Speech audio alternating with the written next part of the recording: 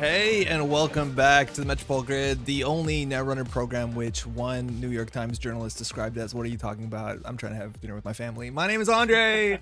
Welcome back to stream. It's a special stream. It's been a while since we've done this, man. Yeah, I'm here too. I'm literally physically here, and I'm not often here.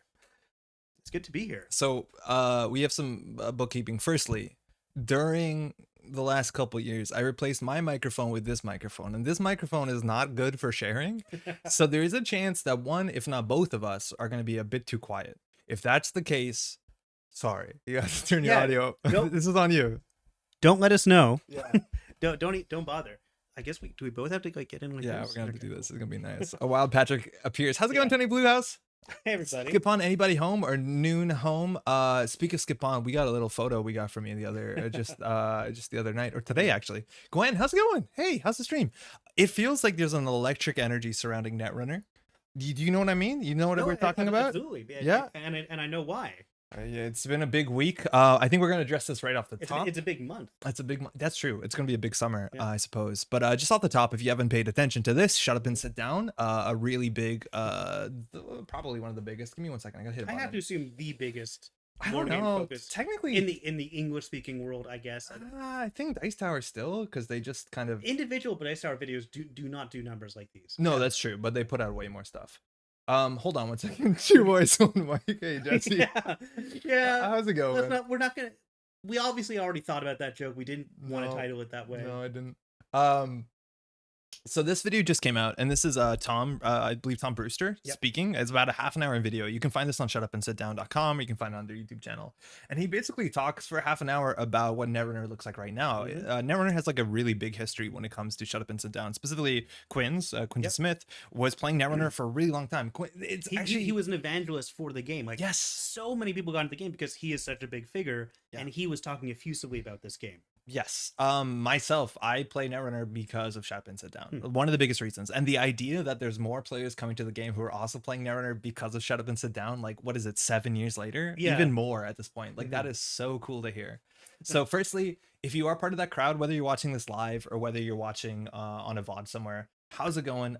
You probably have a lot of questions. You're probably really excited right now. We're with you 100% of the way. The biggest thing is that if you're watching live, if you want to make an account, we're on Twitch or YouTube, and ask questions, like just ask anything. Like, not only will we be happy to answer you, but everyone here, the whole community, like, I've played a lot of games. The Netrunner community is something else, and people are so excited to make sure that you are having as good of a time as you possibly can and as they possibly have before. Yeah, the primary like motivating factor of the Netrunner community has always been to get more people to play the game and love it like they do.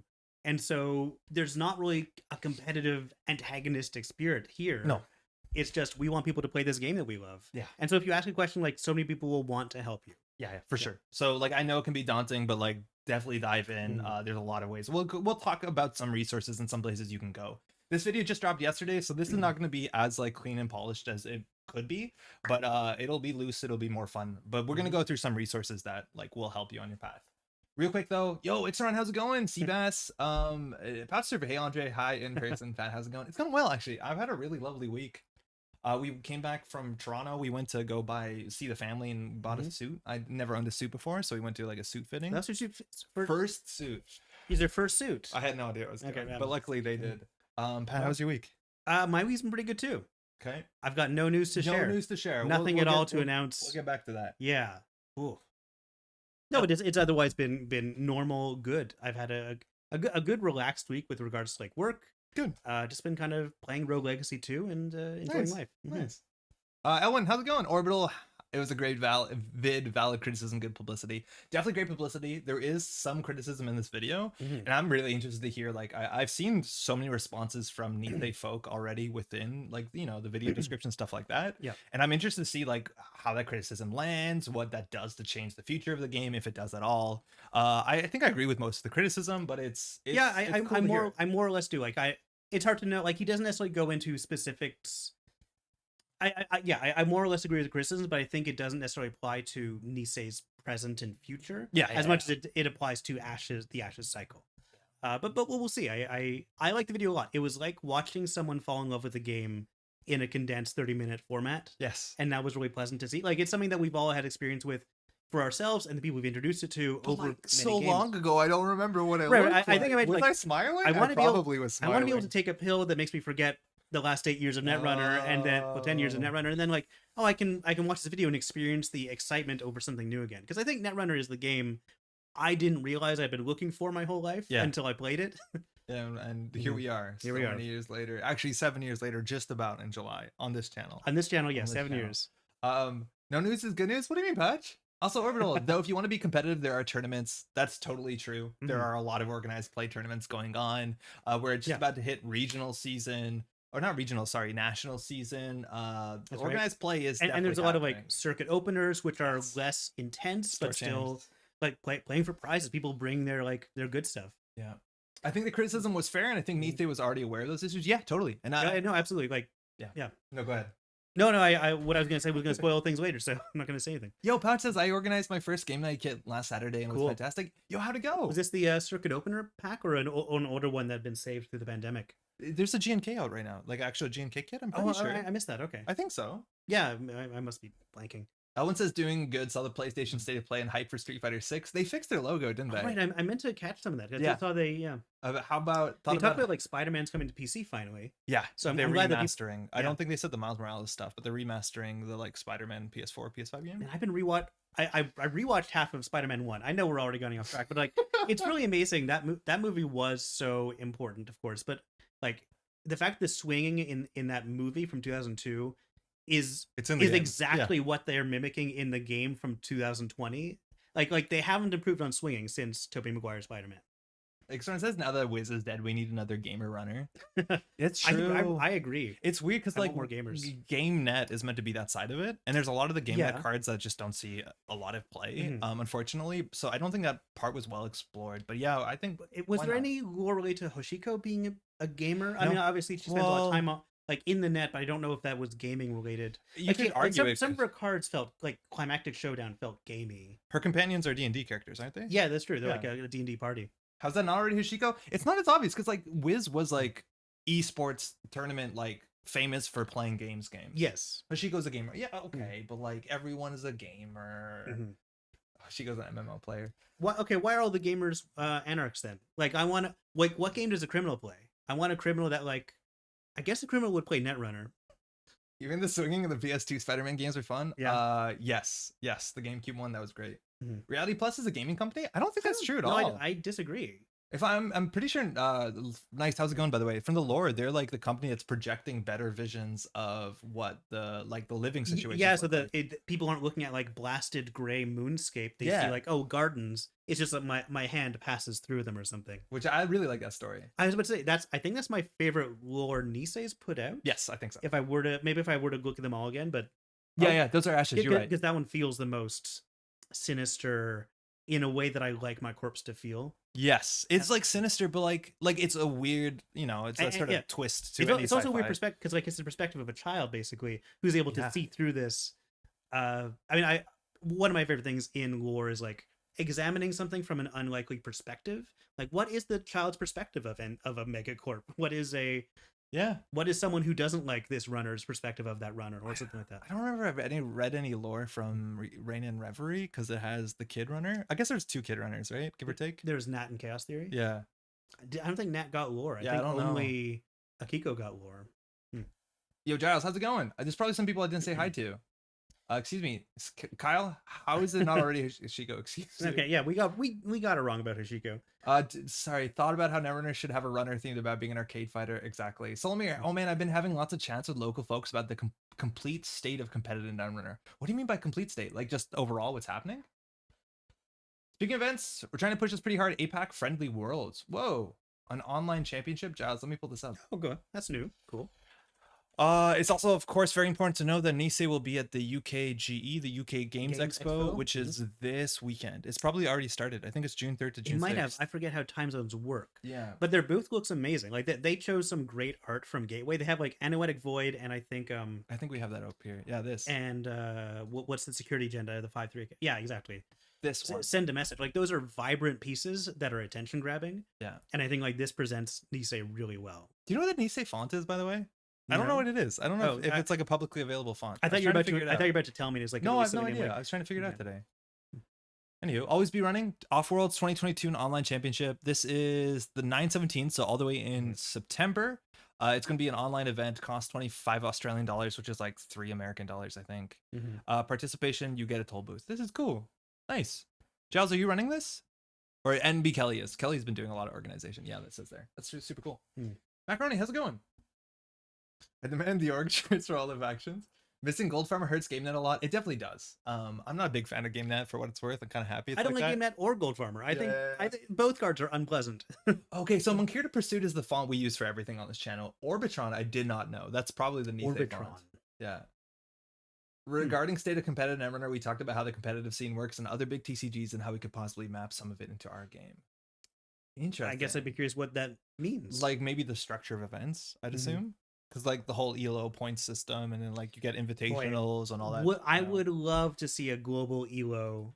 Like everyone puts their like, oh well, Patrick played against Andre in the Montreal thing, and so that means that Patrick's points are now related to Andre's. And then if I ever go to Vancouver and play those people, like now we start to mix and match and see who's actually better than who. ELO systems are weird because like they're not great for casual play. And then like I don't know, but not all tournaments should have it. There's some arguments for sure. So I don't know. Like I don't know how much of the community tonight is people who are maybe new to this channel that are new to Netrunner in general. So I was thinking that we might just dive into Gateway as an idea to show you like how to use Netrunner DB, how easy it is relatively, and building decks in person. I think is probably what you want to do for your first couple tries. I think it's a lot easier. But to get some decks together in Gateway as a good idea and like a showcase of like the sort of decisions you make and how to actually like navigate the you know the furniture. So we'll see. Netrunner ELO seems weird as heck, 2 sides and all. Yeah, I wonder how that works. Ooh, 2 ELOs per player. Like my Corp ELO is here, my Runner ELO is down here. I feel like that would be more based off of the meta than it would be your skill. Right? Yeah, no, absolutely. No, but that's true. I think there's definitely your people better at certain sides than others. Yeah.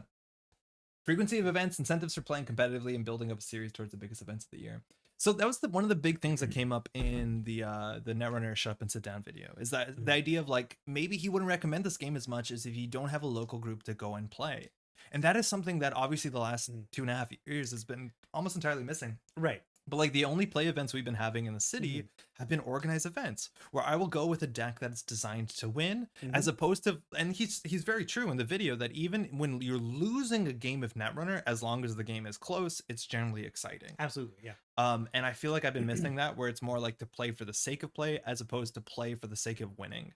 And there's so much anxiety that comes with when it comes to play for the sake of winning, where it's like, oh, you made a bad meta call. Oh, you didn't play Pisa tech card, so you had an unwinnable matchup. Like that stuff stresses me out. I would love more to play just for the sake of play. How's it going, Macaroni?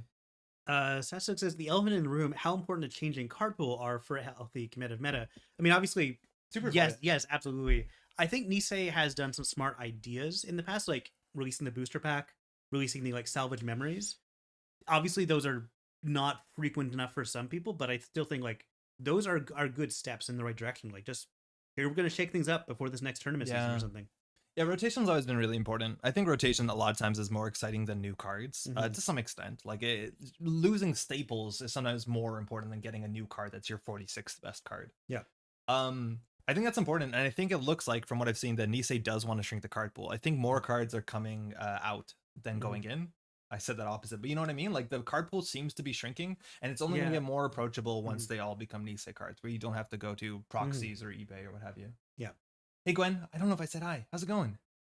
That's true. Standard rotation, we're gaining like half an expansion, and then we're losing a full big box and a full cycle. That being said, we talked about this on I think the last stream, if not the stream before it. We looked at the cards that we're losing, and in terms of like organized play Netrunner, a lot of cardboard. I still think you're gaining cards. Not numerically, but like in practice, you're probably for sure. Like no one plays Sacrificial's Clone, but I'm glad that card exists because it's funny when I saw it. It's such a cool card. A lot of Order and Chaos is not that great, not tragic, but like obviously there's runners in there that were so important. Yeah. And I'm gonna miss Max. Like I don't want Max to go. This deck is like almost a startup deck. Like what makes it not a startup deck? Bath? Mad Dash. I see Out of the Ashes. That's like it. Yeah, Paperclip. And Paperclip, of course. But we can make this. Why not? Okay, do you want? Yeah, this is not the best start. If you want to see us build a startup deck from the beginning, we will do it in a bit, but we will just play the deck list of the week. This is Say It Zero's deck list of the week. Say It Zero comes from, I believe, the East Coast of the States. I've had a pleasure playing against him. He plays really creative decks generally. Plays some really wild archetypes and plays them well. This one, I don't think he had a lot of faith in. And yet this ended up as the deck of the week. I know. It kind of diminishes my triumphant deck of the week about a year and a half ago. That obviously I still eat out on. I think the comments here is why guys actually why I love. So hey, someone has to. Is this truly one of the decks of all time? Yeah, this is truly one. Yeah. Coincidence going meh. IRL life not going too well really, but dealing. How are you? I'm doing okay. It's been a bit of a mixed bag. I hope you're doing okay. I'm glad at least you can come here and hang out. Maybe have some better times. Hopefully. Yeah. Nice more often says I'm very sad about Gagarin. I think he died a long time ago. Yeah, Gagarin came back. Oh no way. Okay. Yeah. Oh, right. I meant Yuri. Great. Yeah. Hi, happy Thursday. Happy Thursday to yourself as well. How's it going? So here we're going to do some Kung Fu of sorts to make this into a startup deck. There's a lot of functionality built into Netrunner DB. I'm already logged in, which is something you can make an account. It's free. And you can go to actions, and down here you can do copying to my decks. And then this gives you this little window. It tells you the deck list is copied. So then you can go into your decks, and then apparently I'm not logged in. So we're gonna have to do that. We're just gonna go walk through this. How cookies work. Maybe explain it. So it wasn't copied in the end. No, it just wasn't, even though it said it was. Okay. So we're going to copy this in, and then from there, we can start making changes. I think, if I'm not mistaken, Tom says that you could not search by metas in Netrunner DB, which is... That's not entirely true. That's not entirely true. I think there is something to be said for Netrunner DB does not necessarily support, in a direct way, correct startup. Like, you have to just set your card pool, but it's still... Like, you can still search for only startup cards. Yeah, it's not what you think it would be. And they've addressed it. So if you choose to, only use startup cards, it will still tell you that, Engram Flush is banned, which is an issue, because it's not banned in startup. Oh, really? I believe so, yeah. Oh, that's messed up. Sorry, someone's talking about Where in Time is Carmen Sandiego, and just always have to reply. That's Sanjay. You got to get a help with your Gagarin now. One of the questions really? I don't remember that one. God, I love Carmen. I mean, I watched the TV show a lot. That was... what was that, Rockapella doing the theme song, and who's that woman who's just good evening gumshoes, I don't know, we've got to find this in such a long time. Carmen Sandiego. I don't know, she's somewhere. The only clue we have, she's in a city that shares its name with Carmen Sandiego. Oh, that's no, he can get it, folks. Don't you dare help him. It's like Moncton or something. It's Moncton, New Brunswick. Yeah. Freedom, how's it going? Hey, Andre and Patrick, long time. I'm wondering if you know anyone who would be willing to Oracle in the Montreal tournament coming up. I have no doubt we could get someone to Oracle on the tournament. The tournament's on the 18th. Yeah, we have a tournament, by the way, on the 18th. If not, I will do it. We'll talk. Yeah. We'll talk outside of that. That's a good. Cool. No, that'd be good to. First side by side in a while. Hey Thanos, how's it going? Welcome, Andre. We may as well. Hey, long time no see. It's been a while. How are you doing? Okay, so Netrunner DB formatting. First thing you can do is when you're on a deck list page, if you go to collection, you can choose the packs. You don't have to, you can manually deselect all the packs. I have all the packs selected, but if I wanted to go to startup, which is the format of only Nisei cards, I'll hit the startup button. And now when I go to the build and search, you notice how much smaller this is. This used to span most of the page. Yeah. And this is the beginning of where startup is much more manageable for deck building, because you only have to look at this many cards as opposed to 6 times as many. Now, if we go down to legality, is this gonna see? This is where I'm not even confident. So maybe we're exposing some hypocrisy here. But actually, you don't see this drop down because drop downs don't work. But if I go to active ban list, yeah, there's no way to make this a startup list. Is there? I believe so. Right. So try putting it. What's a runner card from start of this band? Wait, you have to change the legality because of Netrunner DB things. Where do I do that? Where do you do that? Because you're right. I've heard of this. No, it's in the drop down. You choose. You have to choose casual. But if you're... But why would I choose casual? That's not right. Well, because that means that there are no restrictions. Oh, yeah, that's bad. I see what you mean. Yeah, that's not great. Okay, so it's on casual, and casual play means, oh boy, welcome to the game. Casual play means that there are no ban list restrictions, which is exactly what you want for startup. How would you have known? Because startup has no ban list. In startup, any card that Nisei has printed, that's not even technically true, you can play. So it is... Yeah. we had a graphic for it. Casual is 3 asterisks. Yeah, that's a problem. Can we can we take a half-hour break and just like structure this yeah, no, we'll be back. We'll be back in a little bit. Just put the music on. They like the music. I don't think we were meant to do this before, but we're going to do it now. Okay. So now you basically have to look at the cards and take all the. But this is such a bad way to start the stream. Okay, can I ask a quick question on behalf of the viewers? Why didn't we start with creating a new deck? No, because we thought we always do the deck list of the week. There's no way we weren't going to do this. You told me before the stream. I know. I said we weren't, and then I looked at it and I was like, it's only 6 cards. Brian, how's it going? I build startup decks and Netrunner DB all the time for Kitchen Table, and it's pretty awkward to explain to folks. I have no doubt. I think it's so much easier to start building a startup deck because you just go and build as opposed to like having to fix one. Hang on a second. Andre said something surprising. What? Doing pretty well. Apparently, babies are a lot of work, so hobby time has been scarce lately. Did you buy a baby? Oh my god, that's a lot of work. That is like they need a lot of food. Andre, congrats on the child. That's really cool. Remove everything that isn't Ash's gateway system. Yes. Which we have now done. Yes. So we are now at a legal deck. Besides the fact that we're missing 4 cards, we also don't have a way to deal with barriers. We have 1 breaker that will break sentries, a killer, and breaks itself. We have 1 that breaks code gates. It's a decoder, and we need 1 that is a barrier breaker. So there's technically ways to search for these terms. Do I know what they are? What's the syntax? Oh boy. No, don't click okay, syntax. So we're not gonna go to syntax. We're just gonna, in theory, there's a way to search in syntax where you can be like search type and then you can write like fractor or something like this, but that's not, type is probably T.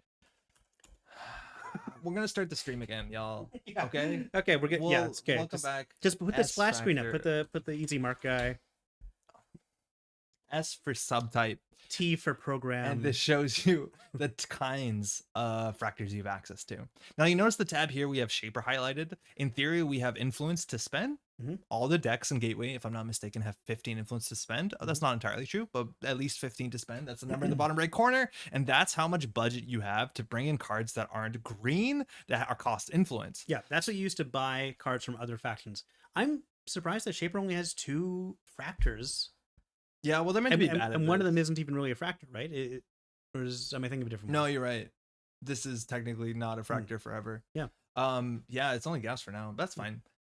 So you notice these dots next to Revolver. That's because Revolver is a criminal card. 3 dots in the bottom right corner. If we want to add this into the deck, it costs 3 of our 15 influence for each individual copy. So Botulus, here we have 9 dots because we have 3 copies. They're 3 each. Yeah, that's right. Thanos, yes. Andre hit his head real hard. We're just going back through the basics. We're going to figure this out. He'll be back to streaming in by next week for sure. Nice Rapton says you do have the influence for a cleaver. I think that's probably what you want to go for. I'm worried. I don't know in startup format how many like high strength barriers there are to worry about, but these are the options. I guess we got to make our heads a bit smaller. For fractors, not a lot of options. I know these cards. Branjana is a criminal card. It's pretty cheap, but it is kind of hard to use unless you're running a lot. It's cheap and not great, but that's because criminals are traditionally not supposed to be good at breaking barriers. Yeah, that's not what they're great at. So I think the 2 good options are Corroder, which is quite nice. This was the standard fractor du jour for the first like 5 years of Netrunner. It 1 for 1 strength, 1 for 1 subroutine, comes in for 2, has 2 strength. It is fine. It's good. And then we have Cleaver, which is actually way more efficient. 1 for 2 barrier subroutines, that's twice as nice. But if you want to increase the strength, and we have no other strength tricks, this does get a bit expensive. I think if we have 3 Botuluses, this might be good enough. Because then we can use the Botuluses to deal with high strength barriers. Yeah, of course, that's true. Yeah. So I think so Pharaohs isn't going to be a huge issue for us. I like Inti a lot more. Yeah, Inti though probably hasn't been in the format for a while, but I would play Inti over Marjana for sure. I like Inti. Okay, what else did we take out? We took out some, I don't know, events. We took out a Beth. That's fine. So now at this point, we have 1 more influence to spend. So if you want to make this really easy for yourself, you can just open up a box. Oh, you have to clear this because there's no fractors in events. You open up a box. But what if there would be? Yeah, I know. That'd be fun. And if you hit this button, you can sort by influence. So you can look at all the ones that have 1 dot, and then you can include one of them. 1 out of faction, because if we spend green cards, we don't have to pay for them. So I think Wildcat Strike is just universally a pretty good card. That's just a useful card. It's just a useful card. It's going to be econ either way. And or Tread Lightly, which is a fun surprise. A lot of people don't play around this. And then we have other options like, yeah, I think that's probably where we would end here. You want to do Wildcat or Tread Lightly? I like Tread Lightly. Cool. Oh, you can just search O1. Yeah, that's a good idea, Kyle. You can search by influence. Okay, so now we have to just put 2 more cards in our deck. They have to be in faction or neutral, so we can sort like this, and we can look at all the events. But we can also look at what we only have one of, and what we can maybe add another copy of. You see them here. So our multi-access right now is just a single copy of Hushuk and 3 copies of Deep Dive, but we have no way to get extra clicks for the Deep Dive. But in Startup, there are no ways to get extra clicks, are there? Yeah, there is. There's Swift. Oh, we're not doing that. We're not doing that. Can't think of anything off the top of my head that gives clicks. But we can use syntax to search for one that does. No. Okay, we're done with that. I don't know search click. So I think we can just put a bit more multi-access in. Maybe that's a bit wild. Because we want to play a lot of events. Because we're playing Onacom deck, and Onacom draws you a card after you play your first event a turn. Once that event is trashed, which is after it gets played, it gets trashed. Mind you, we have so many events, like more than half the deck is events. It feels likely that we're already going to be playing more than one per turn, like one per turn at least. Yeah, that's true. We don't but you're right. Like that's a good way to think. Like if you're running with Onacom, you want more events. Yo, Shadow, how's it going? Don't worry, it's just Swift. Yeah, it's just Swift, isn't it? I know there's going to be new stuff coming. Cactus, good evening. Also, yo, Kevin, how's it going? I saw your comment on the Shut Up Sit Down video. Good stuff, y'all. Cephalopod, Riot actually takes away clicks, and it's not in Startup. What's Riot?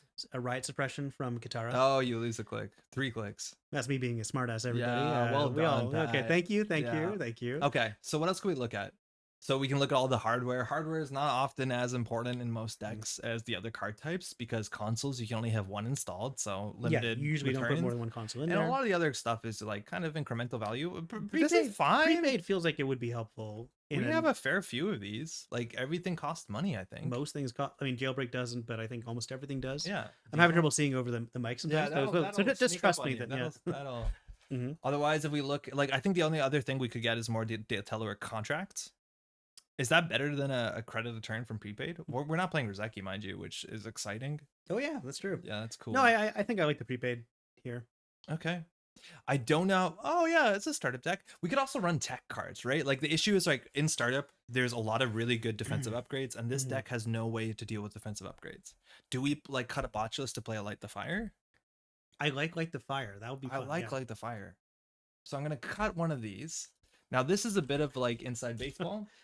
Yeah, Hushuk and Deep Dive. Yeah, Thanos, I know. But yeah, we have why not? Okay, so I'm looking. We do have 3 Deep Dive. Yes. We probably don't want 3 Deep Dive. I don't. Yeah, I don't have faith in this deck. No, we can keep 1 Deep Dive. What is our Hushuk number? Is that why we have all these 2s? Hushuk, mind you, is a card. Prepaid helps with that as well. Then. Yeah, it's a card that you'll see more cards based off of how many cards you have installed at the same cost. So if we have all our 2 costs installed, what are we meant to? Wait, how do we Hushuk in this deck? On what number? Prodigal, how's it going? Just on your gateway. Is there a good hub of finding players? I'm outside the US. Yes, Prodigal. First place to go.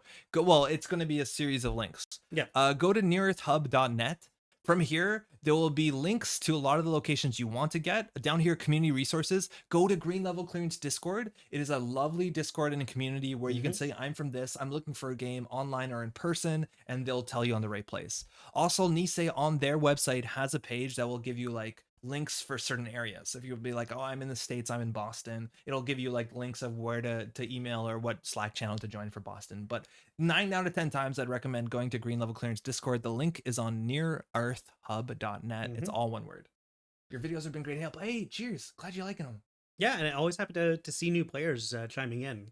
If you have any questions, like obviously help us out. Oh, Thanos just linked you there too. Yeah. Also, if you let people in the chat know like what region you're in without, like doxing yourself, like people in the chat might know someone nearby or might be able to help guide you. Because playing in person is really fun, and you should do what you can to make that happen. Kevin's support, Light the Fire, isn't worth it. Well, it's easy to be a critic out there.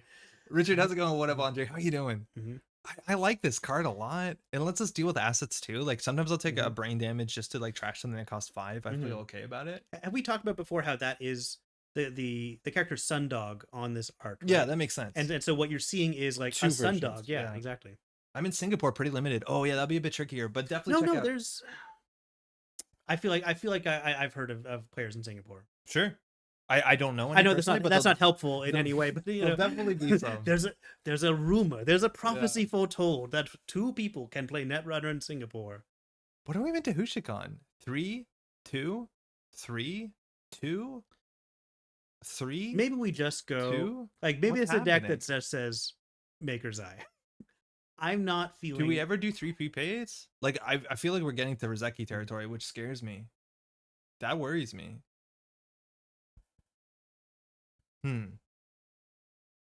Yeah, maybe just makers. Yeah. How many? Oh, we also already have jailbreak, which is quite nice. Terrence, I'm not doing orb. Please don't make me do orb. Usually we do 2. How? On what though? Like now we have 3 prepaids.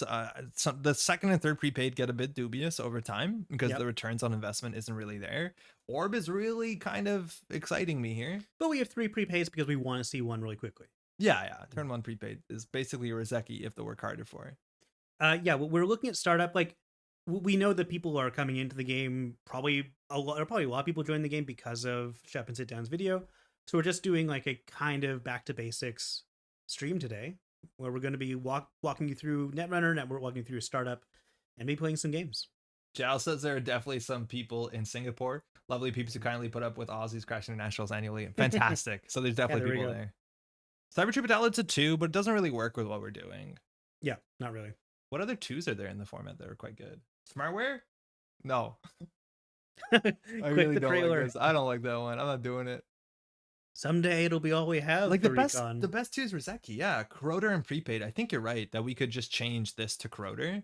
Yeah, and then Hushik makes a little bit more sense right away. Yeah, Hushik makes some more sense. Dinos wants more deep dive. How about Hushik no Onacom and just jam more deep dive? Oh, DZMZ is actually a good one. We don't have that many installs.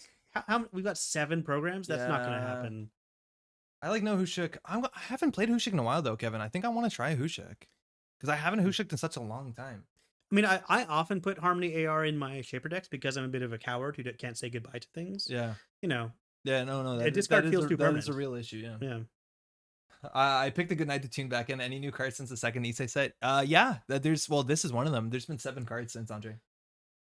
Oh, yeah. The Midnight Sun booster pack includes like 1 card from each faction from the upcoming set, which we're expecting end of July at this point. Have we become what we hate? Have we become? I mean, if you're talking about self-esteem, I've been there for a while. Oh no. No, I'm just kind of dark. Sorry. Okay, we're just cutting. We have 1 influence to work with. Tread lightly could become something more interesting. So let's check what costs 2 influence. So again, I'm just going to select all these boxes and I'm going to go for generally installables because we want something that costs 2. As far as startup goes, I think buffer drive is a nice P answer. I feel a lot of times a nice P answer is drawing more. Well, like things like Stargate, things that deal with traps. Yeah, things that let you bypass some of the traps for sure. Like this feels like a bad response, but like a lot of times those sort of matchups you can improve your game by just playing better than putting in a card that's actually really quite bad and quite bad in a lot of other matchups. Oh, Boomerang is 2. Oh, Boomerang is 2. Potential. Yeah, that's fine. Like it doesn't necessarily work with Hushik because like you're probably using the Boomerang during that run. Yeah. But, you know. Yeah, but it is 2. We end up playing Swift. Wait, how much is Swift is 2, right? Yeah. No. Buffer's a decent 1-up in startup. Maybe in startup. Maybe I'm under evaluating the grind in startup, but like it's not a particularly powerful card. And it's ideally you can play around so it's not necessary. Docklands, Richard is saying. Like that's Docklands, a little bit of multi-active. Yeah, I'm because, into that. Because like that'd be helpful actually. This makes HQ a bit better. I feel like it's becoming a Ken deck. No, we're not gonna go further than this. In fact, we have to cut cards. So hopefully we can cut. We already deep dive, right? Okay, so yeah. So we're 3 Hushiks, which might be a lot. We could go down to 2 Hushiks just so we don't have one in our opening hand because we don't want one in our opening hand. Yeah, it's just gonna take up space in our opening hand. I'm okay with that. One Anakin, 1 Swift to introduce the returning players to some exciting rules updates. That's true. Wait, okay. So what is the console like? If you can install a new console and just trashes the old one? Yeah. Okay. Yeah. Okay. Yeah. You don't have to pawn shop it. You can just overinstall it, which is actually really nice. The other ability is okay. The buffer drive, yeah, because buffer drive has some recursion. Like it's okay. It's slow. If you have clickless card draw, this gets a bit better. But like paying an influence in 3 for this card, that's a lot. Where you do have do you have any access to net damage protection in startup? I don't think there's any. No, there's not. Like there's card draw and that's it. Oh, someone's saying we can drop prepaid voice bed, and I'm forgetting that we're playing Ayla. Ayla doesn't really need, you know, like Ayla. So Ayla's ability basically lets you kind of stack your draws a little bit. So like you can put fewer of a card you want to see early in this deck, and she has a good chance of seeing it. Yeah, totally. Either you're removing cards from the deck that aren't that win card, or you put it in your like special place and pull from it later. On account of damage protection, yeah, you're totally right. It will like you'll still run out of cards maybe eventually in a long game, but it stops you from flatlining, which is obviously very important. I'm getting there. Do we just play like a Brave 46? A Baker's 46? A Gentleman's 46. Needs more econ? I don't know. Maybe. What do we have? Okay. We have 3 creative, 3 sure gamble, 3 dirty laundry. We have prepaid and 3 Rizeki and 2 daily cast. Daily telework. And a telework. I feel like that could be fine. Yeah, I don't know. I'm happy with this. I think we're fine. When did we put Rizeki in? You gave up? Well, because we have DZNs, but we don't need either. No, because now Hushik makes sense. Sure. Yeah, I think this might be fine. All right. Ayla deck with cards in it. Start up. Okay, let's go. You're playing this one, by the way. I gotta see. I'm playing this one? Okay, great. Okay, so stretch. Oh, I got a splinter. Did you actually? Yeah. I tried to warn you about this. That's a huge... Oh, yeah. Put that back for someone else. What are you doing? I'm sorry. I didn't want to get up and throw it in the trash or something. Okay, now the cat can have it. So if you're wondering how to import a deck, by the way, Jinteki.net is where people largely play online. There is other platforms. You could play on Tabletop Simulator. You could play on largely Tabletop Simulator.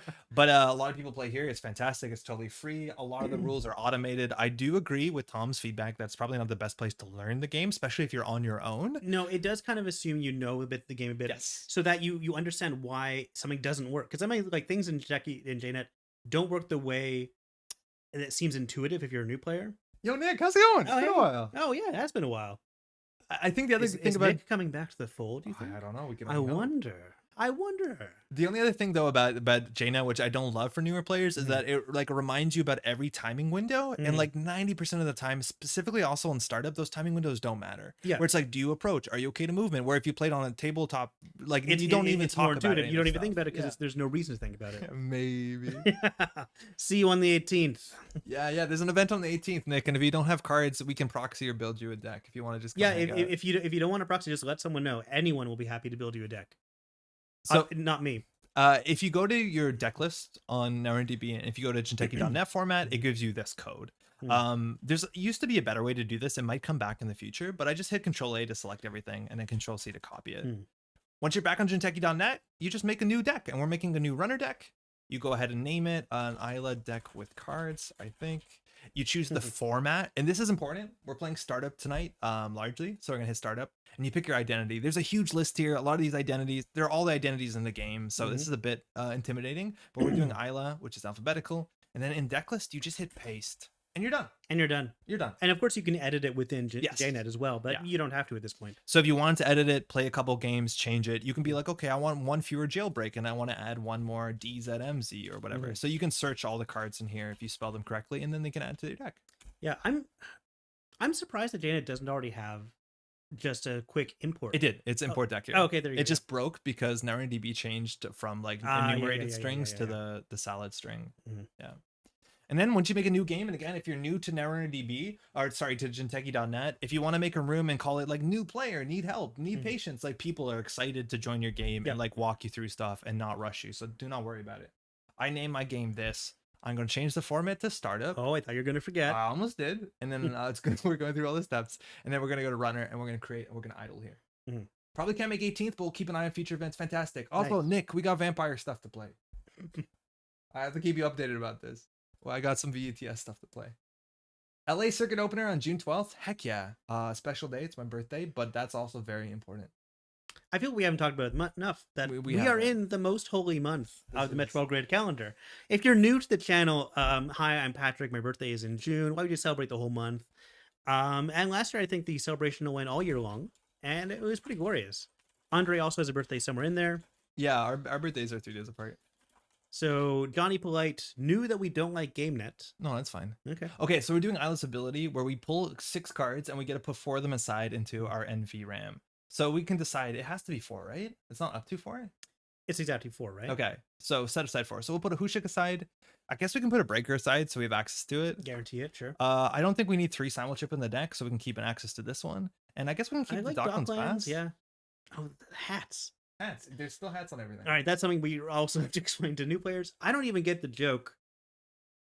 So I'll admit that. Like, Okay. Okay, they A telework contract. Forgot about that. So they're figuring out the corp always mulligans first. So we're going to wait for them to decide. It'll tell us in the chat box whether they kept or they mulliganed, and then we can decide. So it gives us a bit of an advantage. If they mulligan first, a lot of times that means their hand is bad, and often they could draw into a worse hand. But here they have a keep. So it's on to us to keep our hand. I like our hand. Yeah. We got prepaid into Dirty Laundry. Prodigal, yes, that is what they're talking about. And I think, we're talking about the latest edition of that game. Yeah. Catch a VOD later. Have fun, newbies. Thanos, thank you. Oh yeah, default format in JNet would be nice. Yeah. So someone's saying read the lobby games. Is there like a lot of new players in the lobby? Oh, that'd be really cool. I didn't check. That'd be really cool.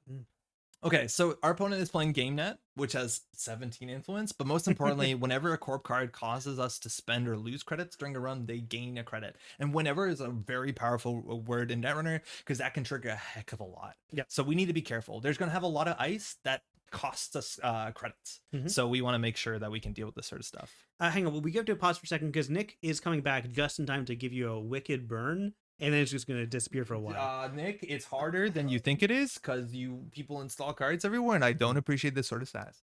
It's VTES and technically Rivals, but VTES. Okay, so I'm going to play through our turn. We have a prepaid voice pad, which gives you a credit a turn to play an event, so that's a nice place to go. Unfortunately, we're going to Dirty Laundry into Archives. This is cost 2. That's how you're doing it? Yeah. Okay. Or were you surprised? Considering I'm playing this game, I would have put down I would put down and then you just telework, do the short clicked it. gamble. Yeah, That's okay. probably better. Yeah. Okay, Pat, it's all you. Thank you. Let me go switch over here. Changeling says to the newbies, the cards don't usually have hats. Yes, that is not going to go addressed at any point in time for some reason. Did you see the new Shucks video? Arizona totally. It's why we're going to play some Gateway tonight specifically and try and make it approachable as possible. Thank you very much. Let us know if you don't agree with that. All right, so what's that? Well, do you want to run this? It's a spin doctor. We should trash it then. Yeah. Too bad we don't have a Dirty Laundry. You don't want a Dirty Laundry spin doctor. No, that's true. Well, anyway, yeah. I'm gonna check it out. Sure. Check out server 2. We're breaching the server. If you got a snare here, I'll be very excited. Rivals better than VTES? I haven't played enough of either of them. I don't actually know. I've only played VTES and only the newest one. And I enjoyed it. I think it's cool. I'm looking forward to playing more. Rarely worth it at this stage. It's unfortunate. At this point, you want to wait for them to res it before you trash it, because they have to spend 2 credits and they don't make their money back. We wasted a run, but hopefully... Okay, well, your turn's okay. Yeah, I'm going to do this. I'm going to do this. You did it in technically the wrong order. It doesn't matter, but like spiritually the wrong order. Interesting. Yeah. Interesting. There's no way you play your resource on click 3. I've often said that spiritually we are not really aligned. Philosophically, like we don't really agree with each other. We've eventually entered the Sassaporium. Yeah, sorry about that. This is the way I intentionally came here tonight thinking, we're going to do something kind of new player focus. I'm going to take my foot off the gas pedal of the character called Pat that we've kind of invented over the past 8 years, me, Andre, and you all. Sokka, how's it going? I see you're playing an Ayla deck with cards in it. We made it a startup deck. We're going to see how it goes. We're Hushik friendly. But I think this is a botulous and run. Yeah, I think so. But maybe draw first, just in case. Yeah, sure. Dirty Laundry would be sick. Okay, so daily quest in the corner is one of the few assets that they have to res on their turn. So they basically there's no like surprise what this is, and if it survives, they make money. So we really want to tear this down because when they're on 6 credits, there's not a lot going on for them. Nick says I haven't tried Rivals, but VTES is a game I have so much fun playing casually. Yeah, Nick, I got some casual decks like new to play decks. Yeah, so I'm gonna botulous the ice in front of this. Yeah. So just like this is gonna be a huge econ card for them. And we're not going to let it. So the nightmare here is a gold farmer, because then we'll have to pay 4 credits, but probably worth, I don't know. Well, run. Let's run. Money. Server 1, yeah. Because even if they res like the gold farmer, you could bounce off of it. Oh, it's an F2P. That does nothing. I'm not unhappy with the first sub firing. What do you think? Like, just take the tag and clear it? Probably the way to go. At this point, like, you want to be mean. Like, also, you know what? We can spend 2. Anyway, they would gain a credit. It's not that bad. Yeah. No, it's better than returning a card to hand. Yeah. Okay, so we're gonna click on it. Yeah, gonna click on botulous first. Joined.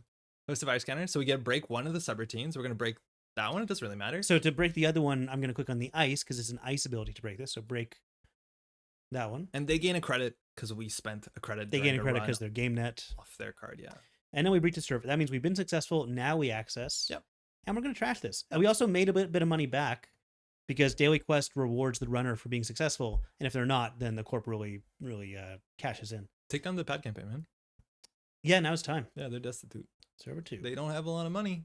Can't do a lot in this game when you don't have a lot of money. So now we're going to actually deny them the credits.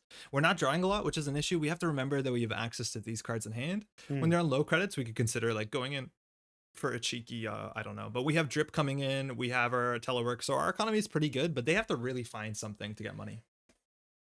Daniel, V-Test better than Rivals when the games don't last 2 hours. I have not played a full game of V-Test. I'm really excited to see how that looks. All right, second ice, but hey, our botulus is going to continue to get counters. So this is something that they have to worry about for a while. But they're not really doing much. Survey 3 could be a Spin Doctor, could still be a Pat campaign, which we're not too worried about. Yeah. Let's find some cards. All right, I'm just going to double check what these are. I forgot what these. So we got the Summon Chip, the Unity. These should be face up. Hushuk, and yeah, they really should. That's kind of weird. Anyway, but we're going to draw. Because I don't think any of these are useful to me right now. That's good. That's pretty. I'm going to click That's exactly what you want. Oh, that's last click. That's amazing. That's perfect. Yeah. And I guess we're just going to put this down. Or no, this is kind of a surprise. Yeah, I think if anything, you might either draw or hit the telework. Because you can only do telework once a turn, we got the telework. That's true. This, and then creative commission. For 5 credits. Like, our economy is pretty good. We just need to, like, we're going to have to transition from this burst economy slowly to drip economy. Yeah. 7-8 games of V-Test politics action could get interesting. They have a planogram to gain 3, so now they're up at 6 credits, so now they can definitely res some of their ice. That Pat campaign is a slightly less interesting to trash when they're on 6 credits, but like probably still if we have a dirty laundry, I think we do it. In that case, let's draw. Sure. Okay, that's an orb. We need to install all our 2s, which would be good. Let's try and find a way to spend our credit off of the prepaid. Okay, that's probably all right. I'm gonna run and then click that, I think. Okay.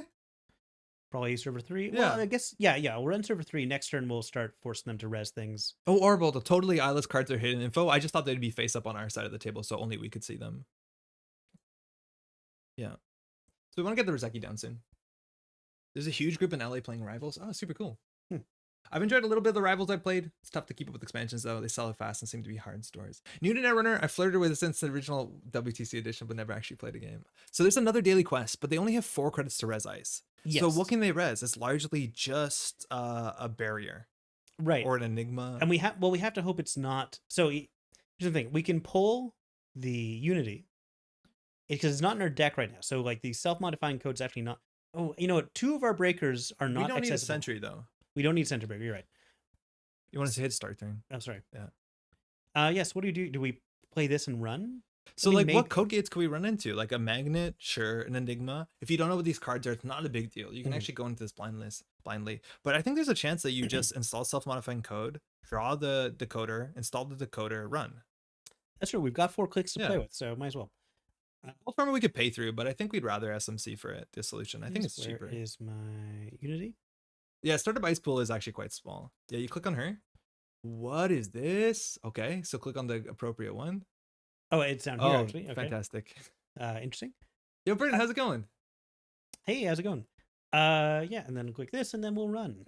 Yeah, because we definitely want to bring the daily quest down because that's how they're going to get money. And currently, they're really clawing for money. Pop-up window. That is what it is. Just make sure you break it so they don't gain credits. True. Good point. Yeah, so going to break 1 code gate subroutine. So pop-up window's a really enduring card. It's one of my favorite cards. Absolutely. It's a long-time favorite of mine. It's just a swap of credits no matter what happens. So you want to hit continued approach. Hopefully they spend some money here.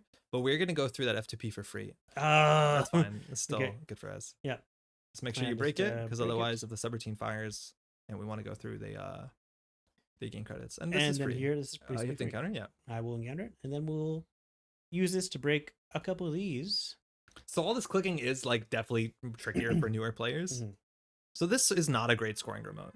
It cost us 2 credits to go through it. It made them some money. 2 credits. It's So like every time we run through that, it's a 4 credit swing. It's gonna be so expensive for them to beef up this server. Yeah. Oh, the chat isn't scrolling. Do you want to scroll down? No, it's not you. It just happens sometimes.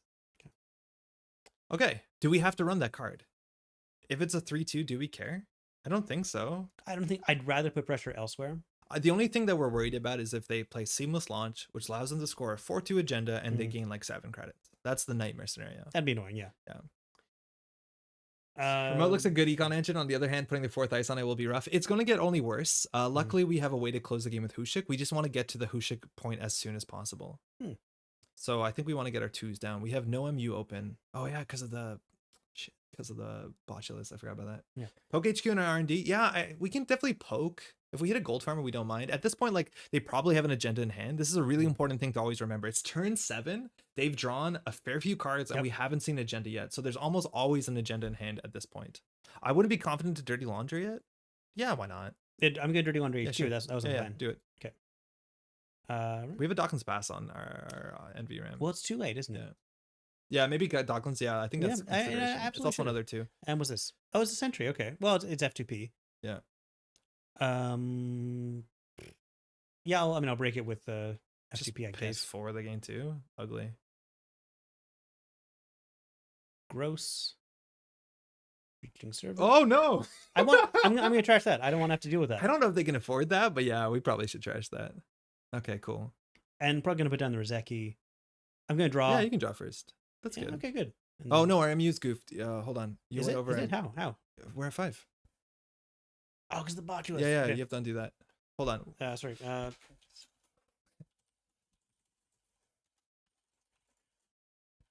Mind if we take that back?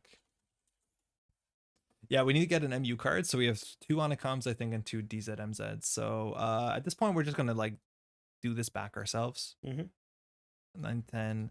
So I think we can just hit this button. Yeah, sure. Just so we're not doing too much else. Cool. Thanks. Yeah. Cool. All right. Hell yeah. Could also pop SMC before them, but it's expensive. Yeah, I don't want to pop SMC just for the sake of it, because we have 3 overclocks in the deck. Once we overclock, that's 5 credits that we can use during a run for the self-modifying code, which would be, ideal. Another thing to point out with JNet that it doesn't hard enforce MU. Yeah, it will still let you go over MU, which you can technically do in the game. You can install a card that puts you over your allotted 4 memory units, but then you have to trash downwards. Yes, but JNet doesn't tell you to. No, so exactly. It warns you on the left here. It just says like exclamation mark over MU, but it's not going to be like send you an email. Yeah.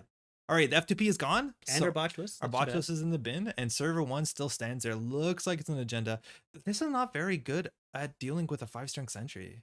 We have to botulus these. Yeah. Oh, huge. Thanks so much.